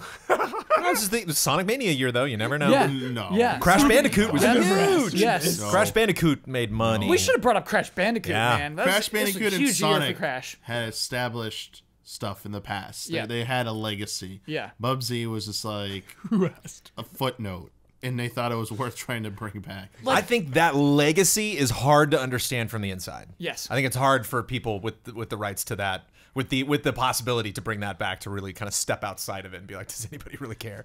Or is it when we hear people being like Bubsy, are they like feeding on that? Or are they like, yeah, that Yeah. indifference, woo? You know, They it's like- could have made that game. They could have made that game, but it was just about collecting little balls of yarn. Like the game itself looks unappealing. Like, oh, Yeah, like They could have made a good the, Bubsy like the game, I video believe. clips of it, the Yeah. trailers, like the actual platforming looked kind of like boring. yeah, it was. I was like, And they had the okay. gall to do a collector's edition with like the soundtrack and Oh everything. dear, did one of those? Yeah. I don't know. People need to learn to separate like internet hype from like laughing at something, like the snakes on the plane. Or thought it was gonna be one of the biggest movies of the year. That's a and great it like example. bombed. Yes. Like you gotta between That's a trolling really and good example. memery and actual genuine like legacy fandom. Yes. Like Snakes on the Plane had no fandom. There's no Snakes on the Plane fandom. It's just a bunch of people online like laughing and making gifs and stuff about it. They weren't gonna go rush to see it in droves. Whereas Sharknado, there's a fandom. Yeah, there's fandom. Fandom. They're making But money. those are like low budget, like it's direct to Netflix. You or telling me whatever. Bubsy wasn't low budget? Oh, it is, but that's like it gotta didn't play- have the cool, crazy concept Here's the of thing. here's the thing. Sharknado. Sharknado What a cool has name. love put in there. Sharknado has love put into each title. Sure. Like they look dumb, but I think the people who write and direct and make those movies are having a good It's time. like B horror tropes, right? Like Yeah. there's an actual like following for B level Yeah. horror films. Yes. Like, yeah. Mighty Morphin Power Rangers Mega Battles, a game we all played. Can we forget about that one? Yeah. Okay, yeah, we can forget about that. Drawn to Death came out this year. Oh, yeah. One of the worst reviewed games of the year. Oh, I forgot about that game. Yeah. I'm not gonna lie. unique. Wow. Unique. Boy, it was ever unique. Then going from like a retail game to like they just gave it away. They just gave that game away. It was a PS Plus game. Yeah. 1-2 Switch, one of the worst reviewed games of the year. Oh, really? Yeah, I cannot believe that. What? I think because it was File? I think because it was expensive. I think it was. Yeah. I think that was a 50 banger. I think that's what happened because Wii Sports was a bundled in game Yeah, sure, and it yeah, was free to play. unique. Yeah. This was everyone was going after that price. They're like, Yeah. why is this not bundled? That was the storyline. Why I is think it also, not I think it's also a shot off of the bow of the ship, you know, just so everyone's like, all right, Switch, what do I get? And we're like, you can maybe pass on that. Like Yes. it Yeah, seems yeah. like the thing you should get because they're advertising it so heavily and it looks like they're having a lot of fun, and you will have fun, but then the fun will stop and you'll look back on the every time you go through that library, you'll be like, oh yeah, 1-2 Switch. Yeah, I own it still. Valkyria Revolution. That was trash. We talked about how much people love Valkyria Chronicles. That's not Valkyria Chronicles. Yes, it is. It's the It's same franchise. Is it not done? it yet? is a totally different type of game. I played both the Japanese demos. The second one was really long. Okay. In fact, the second demo was a big portion of like the first like major chapter of the game, and it was like 70% dialogue. boring conversations. That's not trash. That's no, it that's was bad. It was really bad. It's engrossing. Really bad cutscenes. And the actual gameplay was this weird real-time action RPG that just completely missed the point of why people liked Valkyria Chronicles. Yeah. And no one asked for this. Like, everyone wants more strategy RPG Valkyria Chronicles. Like, just make another one. Everyone been claiming for this, and you get Valkyria Revolution. And people are like, okay, maybe they figured out something cool and they just want to try it, and it just was a mess. It was an absolute mess. What's really interesting is we've seen this happen so many times where they try this kind of game and it bombs, and then they abandon the franchise altogether. This has a happy ending because in this year, Valkyria Chronicles 4 was announced. It's because the PC, the re-releasing Valkyria 1 on PC sold a crap ton, and they're like, oh, people care about this franchise still. Re-release. Okay. Re-releases. God, I love them. I feel like Valkyria Revolution was just like a low budget attempt to like try something in the stopgap between 4. Sure. Remember that like really brief time when everyone hated on remasters? Yes. You know what? Once you $60 for this game I already played. I think it was because we had new consoles and we wanted to play new games, and for a long time, the new consoles, the best stuff to play was remasters in a weird way. Yeah. Very fair. I got 4 3DS games right here. In the worst, and they're kind of like back to back to back. Nice. Kirby Battle Royale, poorly reviewed. Mario Party, the top 100, very poorly That reviewed. was such a dumb thing. Mario Sports Superstars, So that did bad. Okay. Yeah. And then Tank Troopers, which I actually played, also a stinker.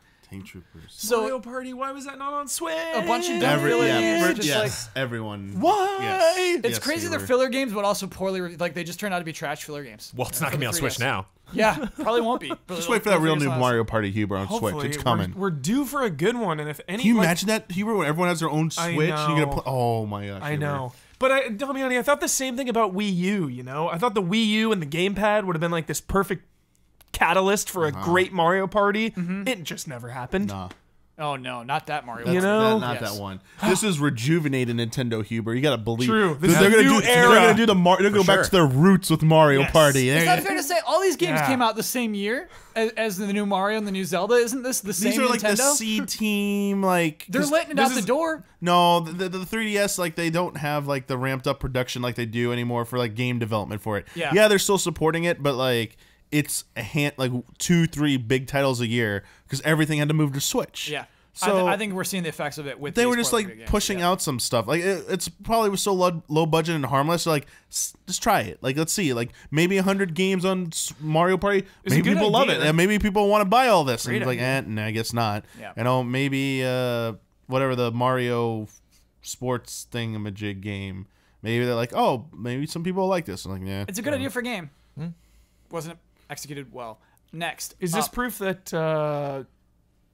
or evidence, I should say, that 3DS is I think so, dude. going down? I think No, so. it's not. Because I they think it's don't. evidence. Because they Yeah. clearly No, it's didn't care not. about these games if they're that bad. No, Yeah. that's software development, but like the Samus Returns and Samus Returns. Fire Emblem Echoes sold very well, and 3DS had Pokemon been- Ultra Sun Ultra and Ultra Sun and Moon. Okay, true. Those charted, Yeah. very highly. Like True, 3DS true. is still selling Still enough going. that they don't want to abandon it yet. I think a year from now we'll still be talking about games that released on 3DS Exactly. this year. Don't worry, Hubert. My sentiment was I just want 3DS games to be on Switch as well. Yeah. You can keep making them 3DS. Just let me put them on Cross-port. Switch. Yeah. Totally. Okay, I agree. we put a pin in this. We're plucking the pin back out. Oh no! So What? It's live. The grenade. It's live.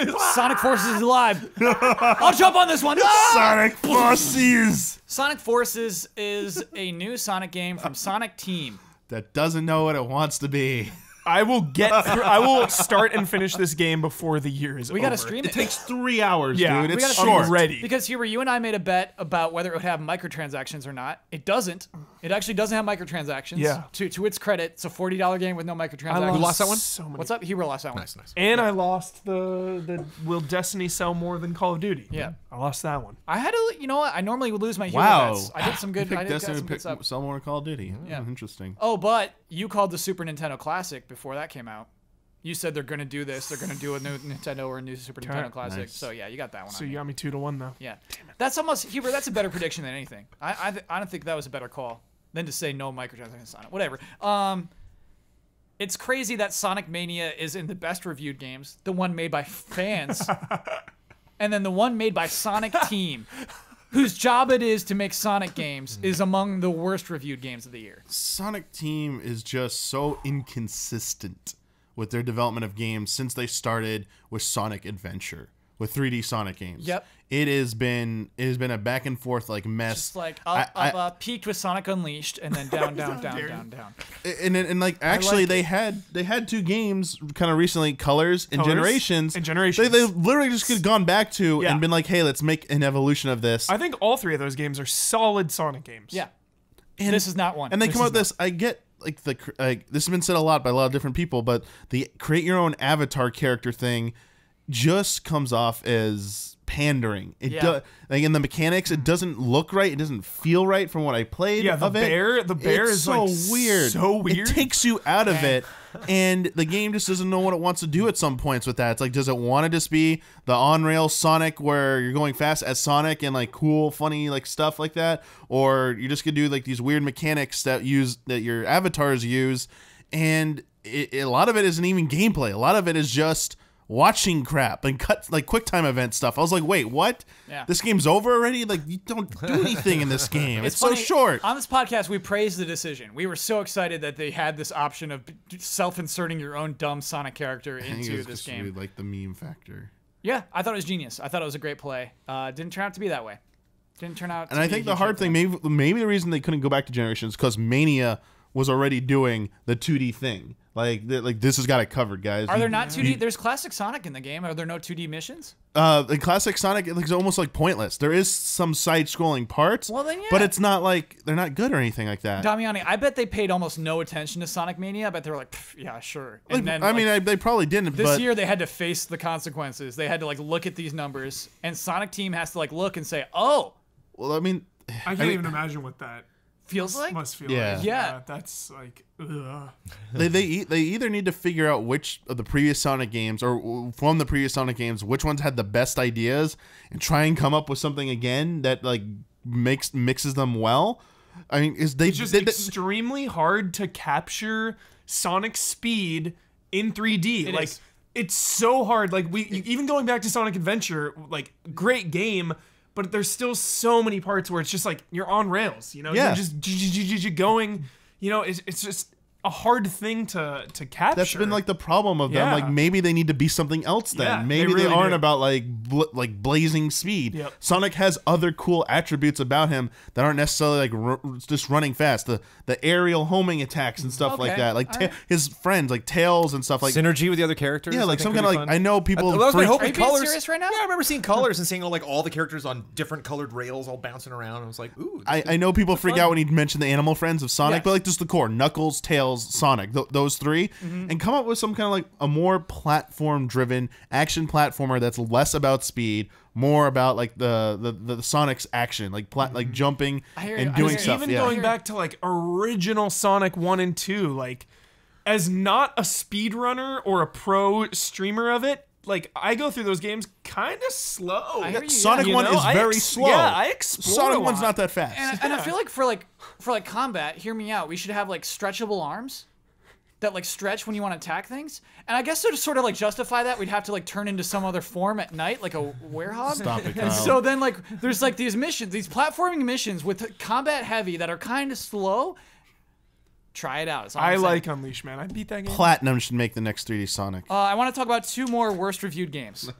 They're personal. They're personal to 2 people here on the podcast right now. Ooh. Uh-oh. First of which, Parappa the Rapper Remastered. One of the worst reviewed games of the year. Why was it so reviewed poorly? Why did it review so poorly, Kyle? Because it doesn't hold Up.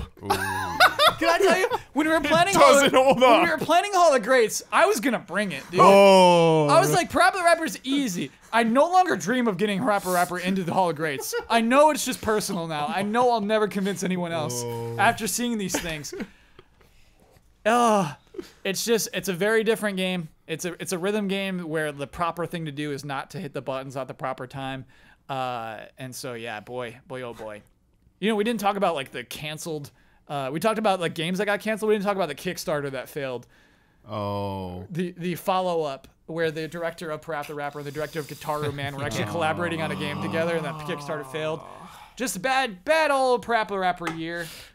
I still love that game, but have to rethink what it actually means. And then another game, one of the worst reviewed of the year. Huber's ready. Friday the 13th. They just had a huge 2.0 patch. I don't care. The game's reviewed poorly. Doesn't hold up. It's better now than it was. Wait, what's the patch do? It just like a lot of bug fixes, a lot of new like raise the level cap, all that rigmarole. But there's actually like a Rigmarole. Rigmarole. there's actually like a virtual cabin where you can like walk around and like interact with things and like things happen. Like the start of PUBG where everybody's like on the thing? It's single player. Oh, So it's okay. like a virtual cabin single player Oh, where you okay. can like interact with Friday the 13th lore. And like there's some secrets in there. It's really cool. Now you can play against bots, which is good because you can never do that. Oh, that's cool. But yeah, for like 6 months after this game launched, broken. Sure. Broken. Tried to play with Greg Miller so many times because he's always like, yo, come play. Like on Twitter. Yeah. And it's just, Couldn't connect. and even he would tweet, he'd be like, never mind, it's not working. Oh, brutal. So many times. Oh, okay, that'll hurt a game. So many times. That'll hurt an online focus game for sure. Yeah. Yeah. That's it though. It's time to review 2017. Unless you want to put in more input for the rest of the panel to discuss, like it's time to score 2017. Score it. Yep. We have to look at the beginning and the end. I don't know if anybody wants to throw a number out there. We can Evil talk Within about 2 it. also happened. Well, I think it's above. I think it's above a 9. I'm feeling like a yeah. 9.4. Why 9.4, dude? What? Too high or too low? Or So what? many bad things happened. We talked about all the bad things that happened this year. Comparatively, though, man. I mean, comparative to the history of games, Mm-hmm. this was just an incredible year. And I think the thing that really satisfied me about this year was there were a lot of games where you're like, is it good? It's good. You're like, all right. Yeah. And then another Yes. one like, how about this? Is it? Why, yeah. You know? Uh-huh. And so it was just seeing so many of those, what's behind door number 3? Another great game. Yeah. Seeing that happen so many times. Seeing how much I remember going to like I think it was last year's PSX and seeing how hard they were pushing Horizon, and I was like, God, I hope that's good. I hope this isn't just a huge waste. I hope Guerrilla's not like, what now? Or Sony's like, oh no, we really thought Aloy was gonna be like a new character. There's like a new Kratos, a new Sackboy, and a new Nathan Drake, and it's just so nice to have that pay off. So nice to have just these big investments. Yeah, feels good. I think a 9 or above at least. 9.7. Whoa. You're in a 9.7. Some of the greatest games of all time. Wow. But not the Revitalized franchises. Bringing much needed attention to long living franchises like Yakuza and Nier. A new console launched. 2017 is one of the greats. And Huber, you hate the Wii U. I despise the Wii U. You hate that hardware. I don't hate a lot of things. It's Yeah. such a bad word. Yeah. I hate it. Oh my god. Like so many cables. You got the motion sensor. You got like so many plugs. There's like 40 wires. The gamepad is always out of batteries. Despise the We were Wii U. streaming Strikers earlier today, and your boss was like, "Hey, where's the sensor bar?" And I was like, "Get out of my face, sensor bar! I'm not. It's back there somewhere, dude. I ain't looking for it. Not happening." Cannot stand it. It's been a while since I heard sensor bar. Yeah, good riddance Wii U, I guess. And not even a lot of good games. Yeah. They've got Bayonetta 2. Yeah, that's on Switch now. So Tropical Freeze. Gotta keep it around. Tropical Freeze. And I love 3D World. 3 Captain World. Toad. What's the Yeah. score, Damiani? You go with an 9.5. I think that might be the even. We might between. average out to this 9.5. That might be our final score. Yeah. That's a really good score for a year. Are you kidding me? 9.5? One of the best years ever. So, I mean, Can I make a good meme quote Please. that was used once before in a It better review? be good. A famous quote from Halo 2 review. what? Halo 2 guns. The only thing wrong with this, I'm not quoting exactly, but the only thing bad about 2017 was perhaps it was too good. Remember that Halo 2? No. I gotta send you a What's correction. wrong is that it's too good. I gotta send you a correction. Damiani, it wasn't a review. This was one up show. This was one up show, Yes. and it was in reference to Gears of War 2. Okay, whatever. Which is even more absurd to me, actually. Thank you for correction right Yes. there, Kyle Bossman. Yeah. The only bad thing about Gears of War 2 is that it's too good.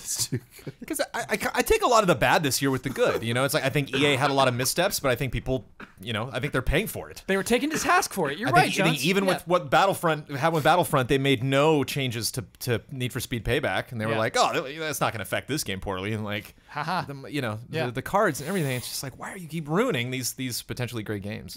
And so I think I was proud of a lot of people standing up for what they believe in, making their voices heard on social media, and making a lot of changes in this industry, making a lot of executives sweat. Yeah. Making them earn their giant paychecks feels good. Heck We got yeah. a Mario and Zelda in the same year. Yeah. We got a Mario Rabbids game that wasn't Zelda, Resident Evil, 2 Yakuzas. Merry Christmas. Think of how many franchises we love that are humming, that are just all Persona? in really, really good shape. Yeah. You know, like we cannot wait. I can't wait for Animal Crossing on Switch, but we got this pretty decent like Animal Crossing game on mobile. Like you were dying to get Pokemon on Switch, but like you got a good Pokemon game this year or last year that you know, got an even better version this year. So just good time to be a fan of video games. Do we get games that are going to like change things? You know what I mean? PUBG. Like when I think of the best years of changes. gaming, you look back at that year and you're like, wow, everything changed that year. PUBG and Battlefront's failure. Do you think we'll look back at this year Feels like a Battlefront's shift, failure for sure. and PUBG the success. backlash will happen with loot boxes and its its effect on other games. Sure. Like we're still seeing it. It still hasn't been decided yet. So People And just just that's like still to play out. this is a little self-serving, Sure. but to kind of steer away maybe from the people who make games. But I was stoked seeing what's good games made this year. I was stoked seeing No Clip happen this year. There's a lot of great groups now. It was stoked to see Game Attack, you know, go independent. You know, I just think that's a really interesting shift. Again, like consumers speaking with their wallets and really focusing the spotlight on things that not only might not have gotten attention, but just might not exist without the support of their fans. So. I mean, Jones, another part of that, and we rarely talk about this on the podcast, is YouTube changing monetization of video game videos. If you have violent videos that have some sort of weird, I don't know what their algorithms are. They don't even know. Yeah. I read a really, really long article about this, actually, Yeah. even from the content creators. Yep. That, you know, they've tried it with putting violent images in their thumbnail. Without it, they don't even know. So it's weird. There's this weird algorithm that's seeding out violent video games, and so the monetization of video game videos has become weirder, and it's been more on this group funding. This weird. It is a weird wave. Sorry. You said Ben Moore. Hey. Ben Moore is a member of Easy Allies. So 9.5, I guess we go with. Interesting year, 2017. I love that there was just no stopping PUBG. There was just no, like, Microsoft's like, I guess we have to do this, right? Like, I guess we got to get them on the phone and get this Microsoft did it exclusive. early. I think they deserve credit for getting in there early. Yeah, Yes. I mean, that was definitely a victory for them. Yeah. But I just love that it just didn't matter what was really going on with this game. That audience, so many people are playing, and the audience is so committed. The hype is growing so fast. It's just this runaway, you know, locomotive. Yeah. That's cool. It's cool that something like that can happen in games where all the players gather together and decide that one. Yeah. You know, it doesn't matter how much it's making. Doesn't matter, you know, really what one map. Getting to the top of one. Steam was crazy. It was crazy because you see it rising and you're like, no, it's never going to be Dota, though. It's never going to be Dota. And then just buy Dota. You know, it's like the craziest thing There to was see a that rise that point. way. There was a point like a month or two after it came out where I was like, all right, I think it's time to play PUBG. Yeah. Like, okay, it's time now. Like, For this me, is hyped. You know, I'll like browse Twitch. I'll see like what's number one on Twitch. It was just number one on Twitch on so many Yeah. times. Yeah. Just, I was like, what? what is Player Unknown's Yeah. Battleground? I just kept expecting it to fade. Yep. And it just never did. Cool. Wow. Good year. It's now time for Love and Respect.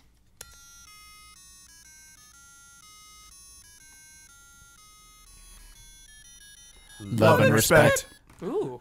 By the way, final score 9.5 if you were confused. I think I would have gone lower, but I wasn't. I was just simply the moderator. 9.5 is so high. It should be, man. You got to shake the universe to go 9.5 to me. I feel shook. Okay. I feel shook, dude. If you feel legit shook, then that's One that's of the good. best lineups of games ever in a year. You bring up RE7 again, my knees get weak. Look how many games broke 95 average reviews. Yeah, look I at that didn't Mario think we would do Zelda. that You anymore. got multiple. That's because, like, in years past, it's like, oh, you know what? You can't do that anymore. You need, like, no games get that kind of reviews. Everybody else drags them down. Developers like And like everyone got, like Jones was saying about how just like Sony's doing great, Nintendo's doing great, Yeah. Microsoft's doing great. Yeah. Think about the diversity of games like online PUBG, JRPG Persona, like horror Evil Within 2, the Resident Evil. It's just like every type of gamer was served up a New York strip. Yeah, dude. So You're right. Like Parappa the Rapper Remastered, you know Yeah. what? It's in the lowest reviewed. One of my favorite games I played this year. so many classic Yeah. games came back this year, remastered and re-released. There's an Uncharted like standalone expansion, didn't even crack. Dang, yeah. that came it was out on this page year. 2, dude. Yeah. Unreal. Yeah. It's actually crazy that game wasn't among that like top page of best reviewed I think a games lot of the year. digital. I think a lot of digital in terms of sales. No, this wasn't sales. This was for best reviewed games that we reviews. went through, yeah. Oh wow. Portal Knights. It's a good year. Is that in your top 10? Is that your personal top? I just looking back on my just imagining all those squares line up on PS4. It's like, oh yeah, that was one. Here's my criticism for Lost Legacy. Doesn't belong here, but I'm dropping it anyway. Here's why I think it wasn't on that page 1 of best reviewed games. We were playing that Resident Evil 7 DLC. Yeah. I want to spoil it, but Yeah. it was like, wow, this is actually a really interesting thing to do with this game. Yeah. I don't think we ever had that with Uncharted. It was a fun story, fun characters, great writing, great environments. Everything's really great about that game. Yeah. But nothing felt like, oh, wow, this is a really interesting take on what's possible in Uncharted. I agree, but I sometimes think it's unfair to be like to expect a 10 and get a 10 and then just be like, oh, it's fine, it's good. It's what Yeah, Hugh and I meet on this one. It's the Rockstar issue too. It's the They're Rockstar. Like, Yeah. Rockstar does a You AAA awesome expected- game. They're Yeah. like, well, I mean, they're Rockstar. Yeah. You're like, so they don't get credit. Like they don't, it's like, no. But I feel you, especially after playing Resident Evil 7. It's like they could have done something different. Yeah. They tried to do it kind of with like mini open world area, Yeah. but Oh, I love that mini open world area. Yeah. I feel you. Too many good games. Too many good games. Yes. Rockstar, like Red Dead Redemption 2 is going to be in like the top 1. That's going to be the best reviewed game of next year. Right? Last of Us Part Last of 2 Us is the 2. most anticipated game of 2018. So And God of War. clearly it's going to review better. I think we're going to have a bunch of 95 pluses again. Yep. Probably. I think we're looking at another year with a bunch of 95 pluses. Probably. Crazy. All right, let's do some love and respect though. I'm excited as to play previously God promised. of War so loud. If I don't get noise complaints, it's a failure. I'm gonna rate you out an IMAX for it, Huber. Dude, please. God of War on the IMAX. All right, we got some work to do in love and respect. Okay. Let's do it. Here we go. Hey, allies. I feel like the Pokemon franchise is in a very dangerous place as far as the mainline games go. A lot of information, rumors, and expectations have caught Nintendo fans in a proverbial whirlwind of jumping to conclusions on everything from the release date to design philosophy. What's the proverb about whirlwinds? The most alarming thing I have heard is how Game Freak feels pressured by Mario Odyssey's and Breath of the Wild's receptions to go big and different. Problem here is, outside of Tembo the Badass Elephant, I'm not sure of how many home console games Game Freak has made, let alone HD games. While Game Freak is putting its more experienced developers on the Switch project, is it realistic to expect something on such a high quality level as Breath of the Wild? I fear the game will become trapped by their 3DS era design philosophies rather than being what we should expect from a 2018 JRPG on home systems. More importantly, how big of a leap can this game be if Game Freak and Nintendo expect to follow the same yearly release schedule following it? I find it unrealistic to believe Game Freak can turn out an Odyssey quality game every year. I don't expect them to, but many, many people do. What are your thoughts on this matter of counting your Pokemon before they're caught? Love and respect, Evan Solomon. An excellently worded question. Yeah, this is a really good bring me down to earth question. I love this question. It's like, no, seriously, Game Freak doesn't have the staff for that game that we're imagining, right? Yeah, but neither did technically Zelda have to make Breath of the Wild. So how did they make Breath of the Wild? They How'd that brought happen? Monolith Soft over, who were experts in making open world games, Uh-huh. and they had to show the Zelda development team, hi, this is how you should be doing this. This is how you should be doing this. They kept bringing on people onto watch the development videos for Breath of the Wild. What development? Where do I watch They these? put up on YouTube on their Nintendo's channel. On Nintendo's channel? They put behind the scenes videos for the development of that game. Why are you hiding these from me? Yeah. I'm not hiding them from you. Okay. I would love to watch these. They're just go on YouTube and watch. Wait, is this them. where they showed the UFO stuff and the original motorcycle stuff? Is that the same presentation? That was at from the GDC? that was from GDC. This is a these different are thing? these were like produced videos. Oh, wow, cool. This is the one they had the whole episode talking about like the minimalist approach in music. Cool.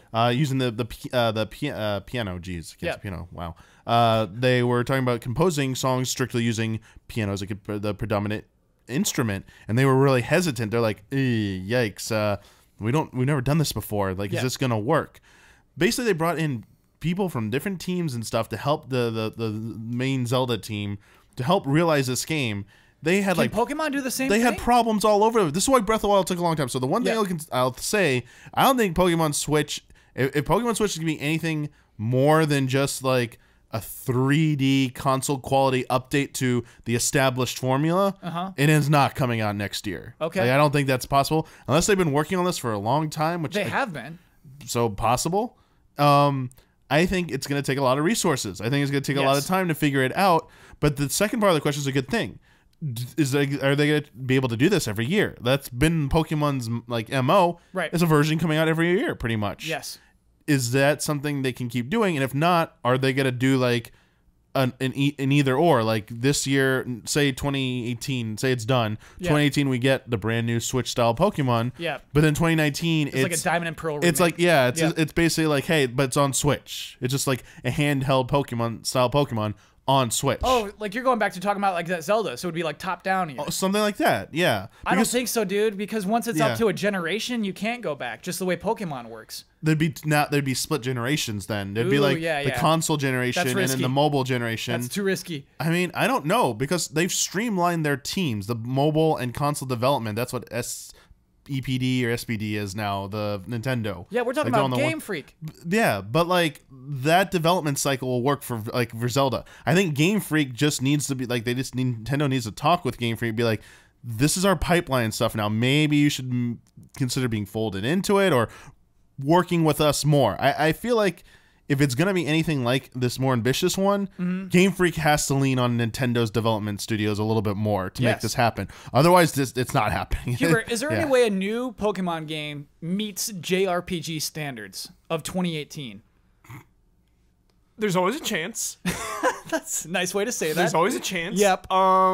Depending on how long this game has been in development, I mean, Yeah. if they've been cranking away on this, I mean, that's the dream, man. I would love that, but I think to release a Pokemon game every year it's unrealistic. Yeah. And I think they need to go Ubisoft style. Yeah. Take a look at this and you know, take a step back and maybe really like make Pokemon an event. It's so Yes, dude. diluted to Yes. me as Yes. a not super Pokemon fan. I like Pokemon, but I'm not Yep. a super fan. It's just too much. Like there was a point when it was just so many Pokemon games all the time, and I checked out. Like I get you. After Diamond, I was just like, dude, like I'm done.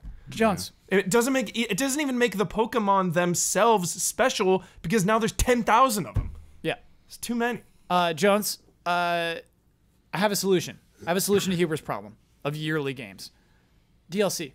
We blow out this world. Yeah. You can buy a new world to go see. You can buy new island or You can something. buy a It's new Gonna become a island. game as a service. Yeah. Do you think that could work for Pokemon? I think it definitely could. I don't think it's going to happen. What's but, going to happen? I think that first Switch Pokemon game is going to feel very familiar. I think the creating the the HUD and the battle system to welcome more space, being on like a widescreen instead of just like the specifically like locked into the handheld, not doing it on split screen, like having that bigger of a perspective to view the world and characters running around. I think just the achievement of translating it to that system is going to be a big enough hurdle that I think it's going to be way too scary to just completely reinvent the wheel. And even seeing the success, even the very beginning of this year, that first day that they saw those Zelda sales, I think it was probably way too late in development of that game to like make big drastic changes. That's what it seems like, man. Yeah. Kyle, Yeah. I don't know anyone that likes Pokemon more than you. Yeah. So you're going to speak on behalf of the entire fan base right now. Okay. Jeez. High stakes. Now we're talking dangerous. The Pokemon Would fan base you- loves it when I do this. Yeah. Would you Yeah. rather have Pokemon every year like it's going, or would you rather it be like once every the answer to this. once every 5 years. Yes, 5 years. 5 years. Final Fantasy, Yeah. baby. Yeah. Pokemon is Final Fantasy. Make it an event. Make it an event. Yes. Yes, Huber. Hey. You know what? You could do your mystery dungeons in the meantime. Your Pokemon goes. You can do your Pokemon Go. No, yeah, there's your answer right there. They'll just make traditional Pokemon games for mobile phones. Like, Oh no. Oh. Yeah. Yes. Oh please. Oh, yes. I didn't want to take this there. I didn't want to take this in that direction. Too dangerous. Too dangerous. Let's do more conjecture. I love doing blind conjecture. It's fun. This comes to us from Samuli Vuorinen. Oh wow, Damiani, he's so mean. Fellow allies, do you think we'll get through 2018 without a tease or announcement of the PlayStation 5? Oof. Ooh, Hubert pops his collar. Oof. Sweating. Yep. I'm nervous. Yeah, this makes you nervous too. It's heavy. So, I think PS5 is 2019. Personally. So then we'll probably see some teases this year, No, right? I think it's going to be the 1 year cycle like they did with PlayStation 4 will be announced in early 2019 and come out the end of 2019. Sure. They're just going to do that again. I get there could be maybe leaks or something I think over the there will be year, leaks, yeah. but like Sony will not they might say it's in development because it's always in development. They've said countless times there's always a new console in development. It is in development all right this, now, all yeah. the developers say that. Yeah. Like and there's always a new game in development half the time. Anyway, I just don't see. I see it coming out probably in 2019. I think people will start to. I think we'll have an indication of that based on the games that Sony announces throughout the year that are coming out this year, versus if there's like a little bit of a drought, like not as many games as this year, the previous years. Like it seems like very 2018 is sparse. going to be a nice Oh year. my God. But yeah, Shenmue. right. If maybe at the end of 2018, it's like, wait, what's Can next? I just do my prediction then? Do your prediction. Oh yeah, you're not going to hear anything about Final Fantasy VII remake because it's not coming out on PS4. It's being pushed to PS5, and it's going to be a launch title for PS5. Too rude. And Kingdom Hearts 3 is this year. And Kingdom Hearts 3 is this year. 2018 is already on the trailer. Okay. It'll be late this year. They said it. And Yep. and Final Fantasy VII Remake Part 1 will be on PlayStation 5 as a launch title fall of 2019. What about Shenmue 3? Shenmue 3 is not happening on PlayStation 4, Huber. You need the power of the PlayStation 5 It is though. to It is, realize though. that facial it's animation. Still, it's still happening on PlayStation 4, even if it's Oh, on PS5. I'll have a it'll- PS4 right. version. Yeah, okay, yeah, okay, yeah. I'm sorry. But it'll come out after PS5 is out. Damiani, I'm totally with Years you. 2019 Shenmue 3? I'm totally with you on Are you 2019. I don't. Huber, I'm sorry, Huber. The game does not look far along. Whenever we see it, it does not look far along, man. I don't want to go there. I'm so sorry, Huber. I don't want to go there. I think there's another I'll close huge that. game It's we need done. to talk about. Okay, what's that? Death Stranding. Yes. I Oh, don't that's see PS5. Sony. They said it's running on PlayStation 4. Yeah. They specifically said that like Yeah. multiple times. PS4 Like, at Pro, PSX, The it was movie is what running you on just saw was PlayStation. running on PlayStation 4. That was an engine. Yeah. I'd be very surprised if they start talking about the PlayStation 5 before we get Death Stranding. Wow. I think that's weird to be like, yeah, look at this amazing game on PlayStation 4, but hey, a couple months after that, there's gonna be a brand new console. So you're thinking 2020? I think at least give us a date. At least we'll have that date for or a sharper window of when we can expect Death Stranding before they really start pimping up this whole new console. So Jones, here's the thing though: is Metal Gear Solid 5. Ground Zeroes, I remember this launching around the time of the PlayStation 4. It ran on past consoles, but it ran so well on the new consoles, doing that 60 frames per second because they built it for last-gen consoles. And it made me so mad. Remember, we called it compromised and everything? Holding back. Yes. Compromised. However, I think Death Stranding is going to chunk on PS4, and it is going to run so well on PlayStation 5. I'm sorry, Kojima is this game, he screams ambition. Yep. Like in the technical Yes. department. It is not going to run well on PS4. I think that's why we're not seeing like detailed gameplay yet because they're trying to like make it run like really well, like action sequence gameplay on that system, and it's probably like, yeah, this is running at like 15 frames right now on PlayStation 4 Pro. We need something more powerful, guys. Do you think Death Stranding is driving the development of be. PS5? Like Kojima 'Cause it's- is in yeah. the driver's seat with Cerny Cerny's- for PS5 Cerny's specs. on the team. Yeah. Cerny's actually Yeah. on the team. Yeah. I think he's a supervisor or consultant or something like that. He's on that Nice. team. So And they legit. Yeah. all love the Decima engine. Yeah. Like Sony in-house. Or I mean, it's not Guerrilla Games. What about Decima him? engine. It's Decima Engine. Yeah, Yes. but that's like technically Sony's property. It's Even yes. though they're, like, Guerrilla it's- Games made it. Guerrilla Games designed that, made it, but Sony gets all that sweet kickback. Yeah, because like they own gave the Guerrilla, yeah. basically, but I mean, Kojima made it sound like they gave him the engine, like nice, the code and stuff as like a present. Like they didn't have to. And I was like, couldn't Sony have just said give it to him? Like, you know? Oh, yeah, I mean, Sony it might could have have- upset some people, but So yeah. it's still a sign of respect. They gave it to him even before he chose it. It was Okay, the way that's nice. the meaning of that story. It's just like, yeah, you know what? Just take it. Just take it. I wouldn't Yeah. be surprised. I definitely think PS4 is in 2019. I'm surprised. 2 full years So, from Jones, now. do you think 'Cause 2020? we're in that. We're in that. That'd I be would be 7 surprised years with 2019. after. I just Okay. don't want them. I just don't want them to confuse that message. I don't want them getting me anticipating the PlayStation 5, but then make it unclear years. what console Death Stranding is really being built Sure. for. Like, So that E3 seems weird. 2018 should not mention the PlayStation 5. We all agree on that. No, shouldn't. 2018 should list like. No. There's so we- many amazing games. God of Yeah. War's coming. Spider-Man. You know, We got Devil May Spider-Man's Cry coming. 5. Like Yeah, Devil May Last Cry of Us 5. Part 2. Yes. Whatever the hell From Software's doing. Like there's just Yeah. there's Yeah. so many big That hits new coming to From the Software PlayStation game's 4 definitely next in year. PS4. Yeah. I don't think they need it. Ghost of Tsushima. Ghost of PS4, Tsushima. Let's just 100%. cash in all those checks, But baby. like a lot of these games are either known or rumored. I think at their E3 2018 there might not be a lot of like new announcements. That's fine. I think that'll be my sign when it's like a very light E3 again, or it's like Yes. future announcements, like real like no dates. I'm like, okay, and it's like CG trailers. I'm like, You're holding off. there we go. You're holding off. No real game announcements with like gameplay or anything like that. I'm like, it's the time has come. And that's what a rumor said. That's why they saved Devil May Cry 5 for E3. Is like they're looking at E3 and like, what do we have? Oh, we should take Devil May Cry 5. Because yeah, what if they started shifting development to PS5? And like, Yep. shit, we can't talk about this crap. So Nah. like, we have to have stuff we can show and not show, not let people guess. Obviously, that stuff is very fun to talk about. We don't know. Yeah, I don't love know, this but, yeah. hypothetical world. It's so fun. But the real world Shinmei will come out by end of next year on PS4. All right, this game will test your knowledge. Oh, here we go. Quanto I want to Games. eat your brain and steal your knowledge. Sorry. What is that? What is that? Planet Terror. Whoa. Whoa. I want to steal Syndrome your. now. Hello, allies. Here's a game. Will you be able to guess how many games there is in this series? We are counting the main series and the spin-offs if the title of the series is included in the name. Got it. All Wait, platforms one more included. time. One more time. Sure. much everything. So let's say I have a game called Huber Syndrome. Okay. And I have a mobile, it includes mobile as well. I make a mobile game called Galactic Huber Syndrome. That counts. Okay. We are not counting the remasters or DLC, and the games have to be released. Okay. Okay. Yo, Galactic Huber Syndrome, though, man. That's a pitch right there. Jeez. Okay, I'll write some Nice. stuff Huber down. Syndrome goes west. Yes. That's what I'm looking for. MTX. Let's figure this The out. Westworld, baby. The way this game was designed as sent was I'd give you multiple choice. I'm more curious just to see who's closest. Okay. All right, here we go. Uncharted. How many games? 8. Huber.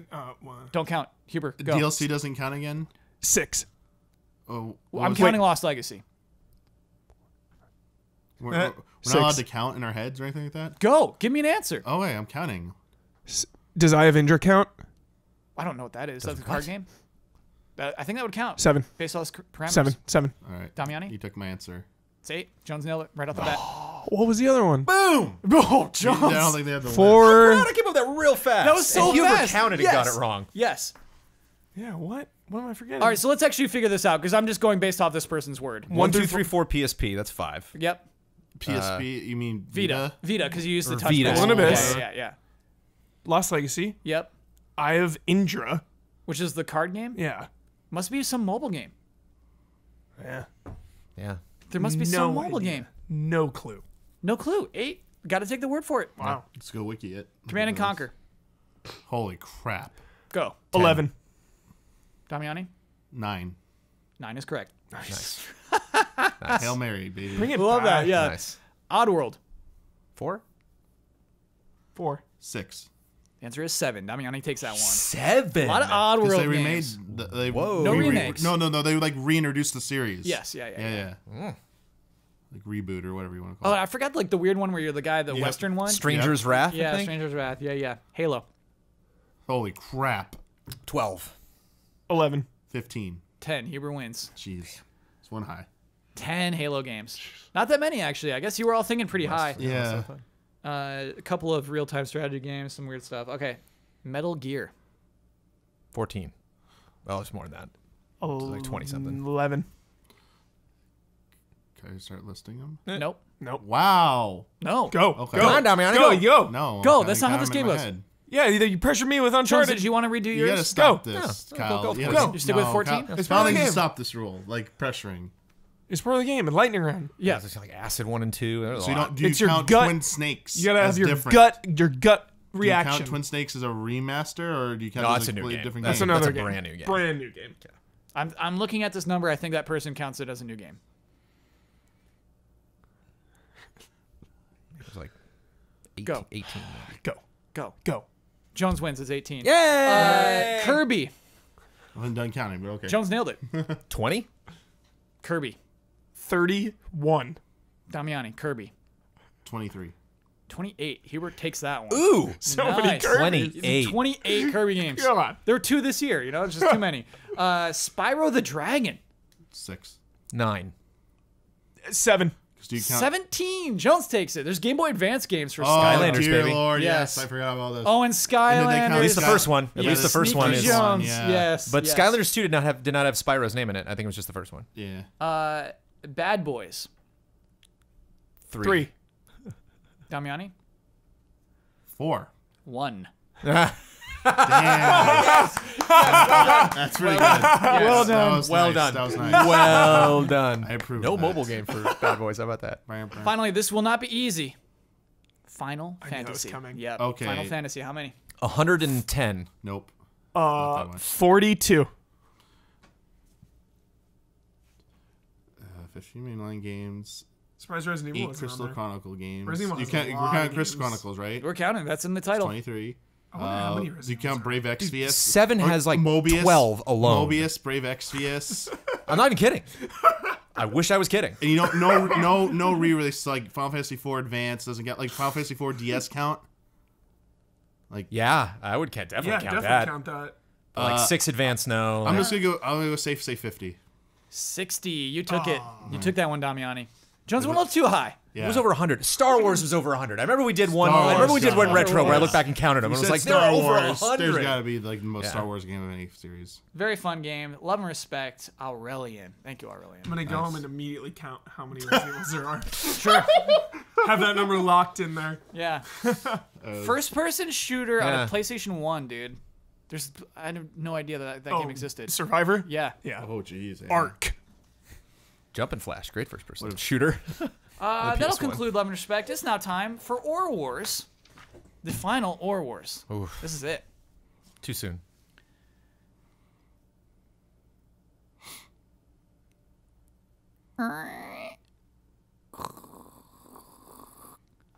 What's up, boys? So what do you guys want to do today? Dude, you want to go crash the mall? Nice. Okay. Uh-huh. Life's like this. Uh-huh. Uh-huh. That's the Ore Wars. Or Wars. The Ore Wars is a segment in which I present the panel with 3 options. Was that Mallrats? I don't know what that was. Is that from Mallrats? I got no information there. All American Rejects. I'm lost. So Wait, and it, Ore Everything is- Wars is it like an ore? No, like or this or that. this or that. that. Ore Wars. Okay. This all ties in. Welcome to the party, pal. Oreo. I present the panelists with 3 sets of options. They must make their pick and explain why. The panelist with the best picks and reasoning wins. Michael Damiani, you will go first. Cool. Ken Levine's new game announcement or Rocksteady's new game announcement? Rocksteady's game announcement. Because screw Ken Levine. Starting off strong. Michael Huber, Ken Levine's new game announcement or Rocksteady's new game announcement? Rocksteady's new game announcement because Batman. Brendan Jones? Rocksteady because they earned it. Ooh. Whoa. See, that's how you say screw Ken Levine without saying screw Ken Levine. Like that. Michael I Huber, like Ken Levine. you'll start this one. Yeah, I know. Like, He just shuddered. It's good. It resulted in shuddering his studio. That's cool. wow. Damiani holds a grudge. Michael Huber. I don't hold a grudge. Just pointing something out. Star Wars Episode 8 criticisms. Or Breath of the Wild goatee fatigue.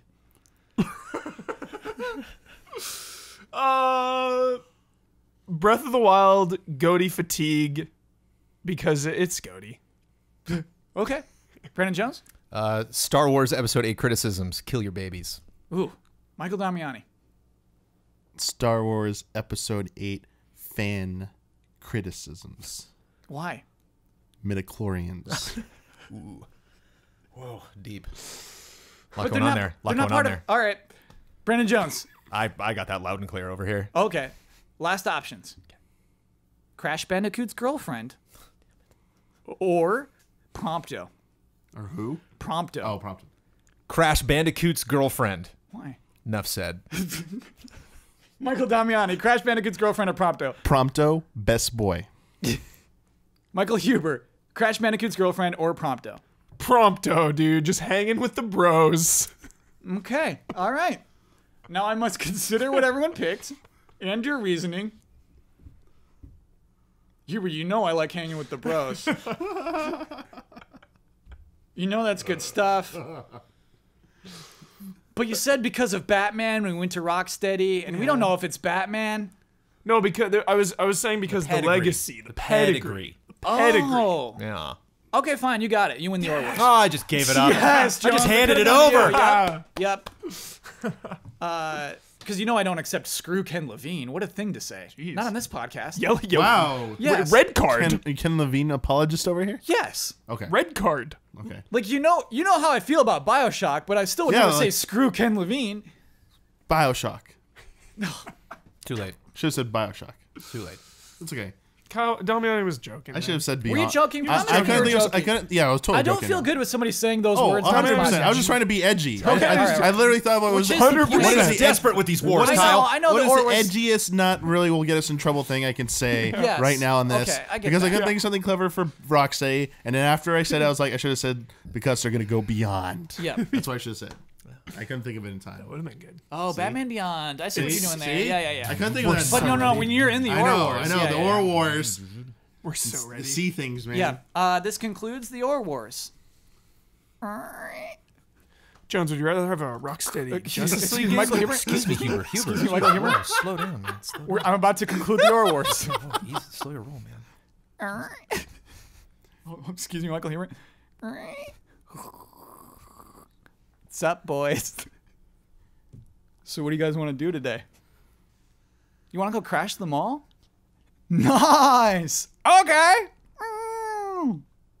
Uh-huh. Life's like this. Uh-huh. Uh-huh. That's the Or Wars. Thank goodness that's the last one. Thank goodness. Next week podcast, we're going back to bets. Bets are back next week. Bets are back. Bossman throwing his own hurdles in front of them and know, cackling as he collapses over them, flailing. I think I fell over. Grabs another hurdle and just tosses it on the track. We'll get into our goals. I think I fell over in this podcast. Oh. Wowee. I'm going to ask if Jones would rather have a Rocksteady Justice League game or a Rocksteady Batman Beyond game. Easy. Justice League. Whoa. Wow. No. Not easy. No. Wow. Batman Beyond. Spread your wings and fly, Rocksteady. Fly! Justice League is flying? Because you know what I don't get in a Batman Beyond game? No. The Flash. The Flash. And I would love Aquaman. a Flash You're not video ready game. for the Aquaman, Flash. dude. Sure, great. Underwater? I'm dying for a modern gen Flash game. That'd be so great. To Jones, control him. Oh, yeah, I think In you this can't gen, make. I think you Rocksteady can't might- make a city. You can't make a city game with the Flash. challenge accepted. Wow. Flash is a tough nut Jones to crack. is working at Rocksteady now. It's like Yeah, Sonic, Jones- dude. Yep. Sonic should make the Sonic team should do a Flash game. Yeah, Jones, I think we got to take Flash into a closed scenario. We got to take him into a specific day, Metal Gear Solid style. Flash, you have one night to fix this issue. I think that's what you do with the Flash. Sure. We'll see. All right, okay. It's feeling It's gonna be confident. all quick time events. It is the end of the podcast. Wow, we made it. Let's talk about patreon.com/easyallies. That is how we exist, the Easy Allies.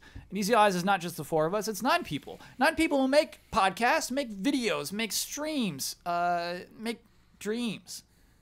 We make so many dreams. As you've heard in this podcast, we like to dream big. Oh, yeah. Even when Game Freak can't possibly make the Pokemon game I want, I still want it. If you would like to see what we do and how you could support us, please check out patreon.com/easyallies. In this particular case for this podcast, if you give $5 or more a month, you get this podcast on Wednesdays instead of Fridays, and you get the ability to submit love and respect questions and games and topics to Love and Respect. That's where I draw those from. And there's plenty of other benefits above and beyond that. Cool. That's it. Damiani, how'd you do on your goal? What was your goal this week? Not to mention Nintendo's Toys to Life product name. You did it. I did not hear a Oh, peep nice. about He Amiibo. didn't even mention it after the fact when describing what his goal was. Yes. Props. That is pro. That's a professional move. Michael Huber, how'd you do on your goal I this finished week? my fluids. Yeah. Nice. Both. You finished a bottle of water. Well, there's still a sip. Let's see it. Let's see it. Let's see it. Let's see it. Okay. All right. Finished a whole bottle of water and some yellow tea that looked intense. It was intense. How you feeling? I'm feeling all right. Okay. I need to sleep. Sure. Yeah. As we all do, for sure. Yeah. Brandon Jones, what was your goal? I wished everybody Happy New Year. When did that happen? I did it at some point. Mug racing. Yeah. Something happened. There was some funny There was moment. like I an decided to interruption, drop it he in. just did happy. Yeah, I did not even realize Not that you very had astute, a Kyle hidden Osman. intent behind that. Yeah, you're right. I'm not very astute.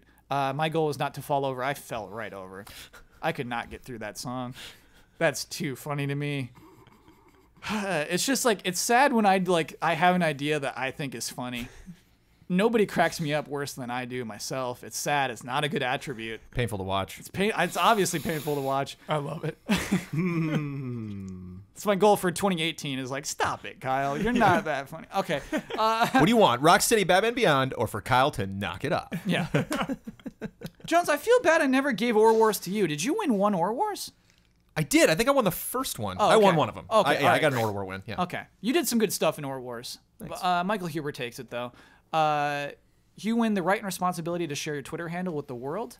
You get to promote any Easy Allies video you would like to promote.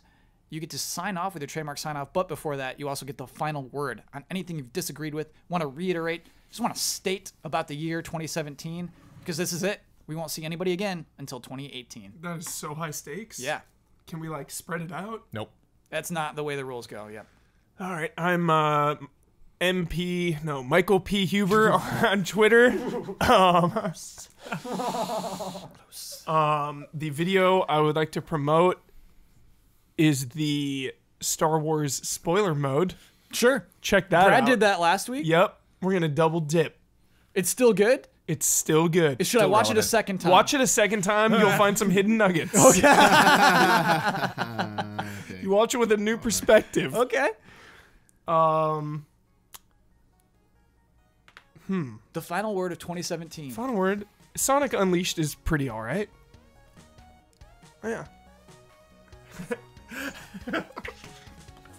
And, it's the holidays. Just hang out with your family, play a lot of video games, and just relax and soak it in.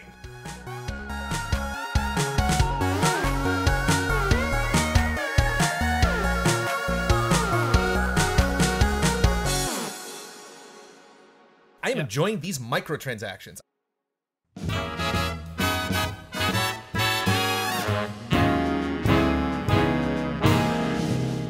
The Easy Allies would like to thank our Patreon podcast producers. We apologize in advance for all the ally names we are about to misspell and mispronounce.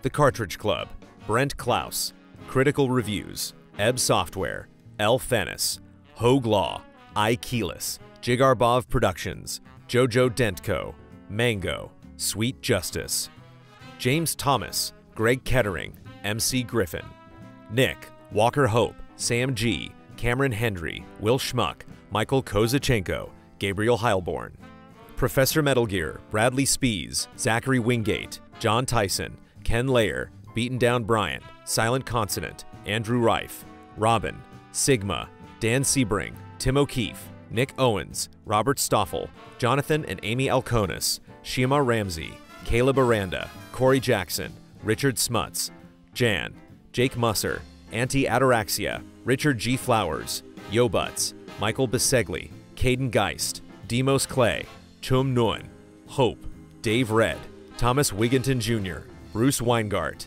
Neil Bruce, Dear, Jared Reif, Marius Smith, Matthew Pauling, Gino A. Leet, Carl Williams, Brian Young, Jason A. Sackle, Candy Coated Thorns, 44 Stars, G. Levin, Charles Anthony Iapicino, G. Ken, Hitman 47, Ryan Anderson, Jean-Philippe Legacy, Colt Doss, Paul Nolson, Cody Harden, Jay Shee, Marcel Froelich, Phoenix Doss, Akira Sendo, Lee Young, Andrew Kidd, Thomas Gonzalez, Peter Davis, Hudson Bilbrey, Rack, Brad Lohman, Malphalax, Ian Santa Anna, Tim Strothman, Caleb Crawford, DRD 7 of 14, Blue Suitor, Todd Yurkovic, Joe Burns, Patrick Chong, Sergio Ruben Hernandez Gallegos, Stephen Last, Ahmad Naki, Suiko Shining Force 2, Jesse Vitelli, The Banana Forklift Killer, Oh Yes, Cool Great, Joaquin Morovuo, Gustav Strombaum, Kelvin Hartanto, Marcel Markov,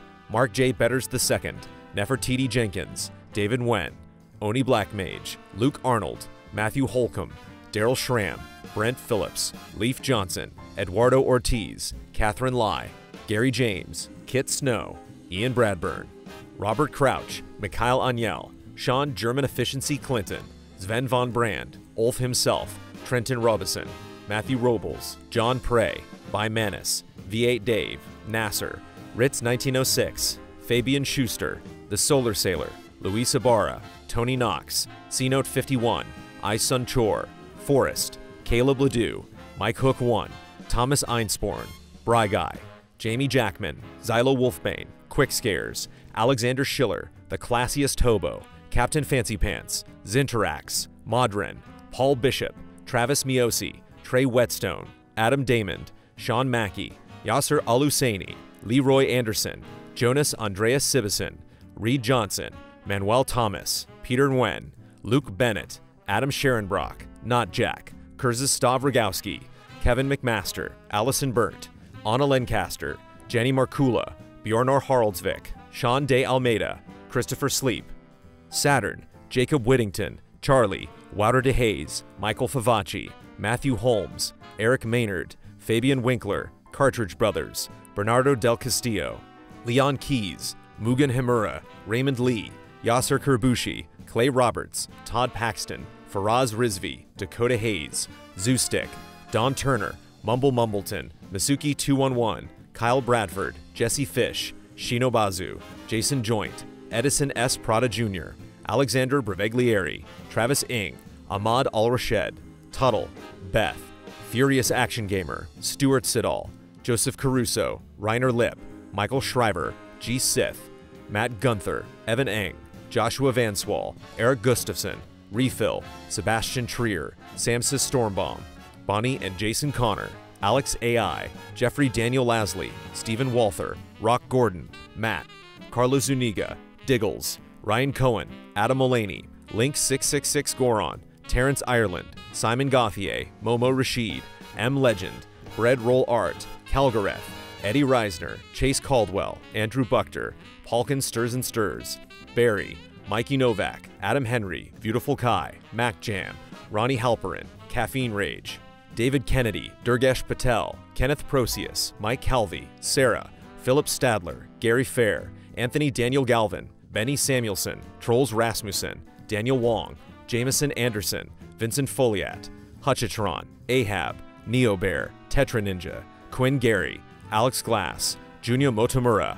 Mylene LaPearl Vanass, Mithers Strongbeard, Nycrypt, Mons Anderson, Elvin Skogheim, Jay Aldiar, Morgan Worth, Sam Sorensen, Matt Ferguson, Michael Tennick, William Heaney, Krister Lundmark, Chris the Pianist, Michelle Nubb, Sandra and Richard Acero, Battle Ox, David Tran, Mick Malloy, Adam Barker, Philip Klarskov Jensen, Niels Frederick Elbol, Sun Pham, Alex Monaco, Arthur Henrique Chinaglia, Nuno Amaral, Galen Moxley Haggart, Twisted Heart, David Boyarski, Rahiv Maharaj, Toasty Soul, Sean McGing, Pete Cerny, Joaquim Wiederberg, Christopher Santis, Sam Handrick, Christian Hundorf, Andreas Koter, Extravaganza, Gally Gutierrez, Addison Muir, The Fatty Show, Jason Shields, Rickster EXE, Julio Ruiz, Lars Berger, Monica, Lorenzo, Remy Loisel, Jordan Kirk, Peter Shoemaker, Repas Edid, Irvin De La Torre, Cyberboa, Christophe Fatui, Azazel Valkyrie, GW Fox, Outcast Writer, Chris Bennett,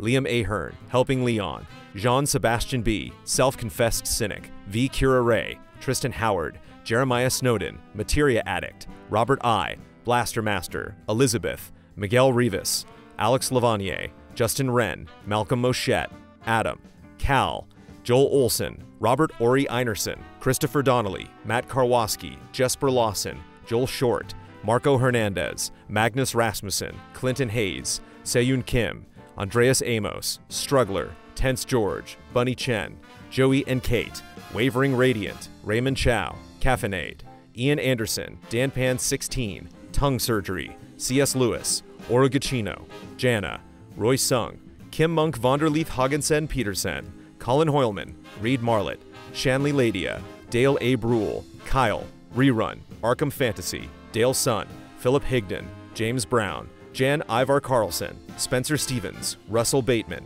Elliot Moscow, Daniel Fuchs, Brandon Tinney, Ivan Ponce, Christopher A. Butler, Adam Warazek, Sean Essen, Sebastian K. Urban, Marco Zanone, Alec Church, Culinary Stud, Michael Yao.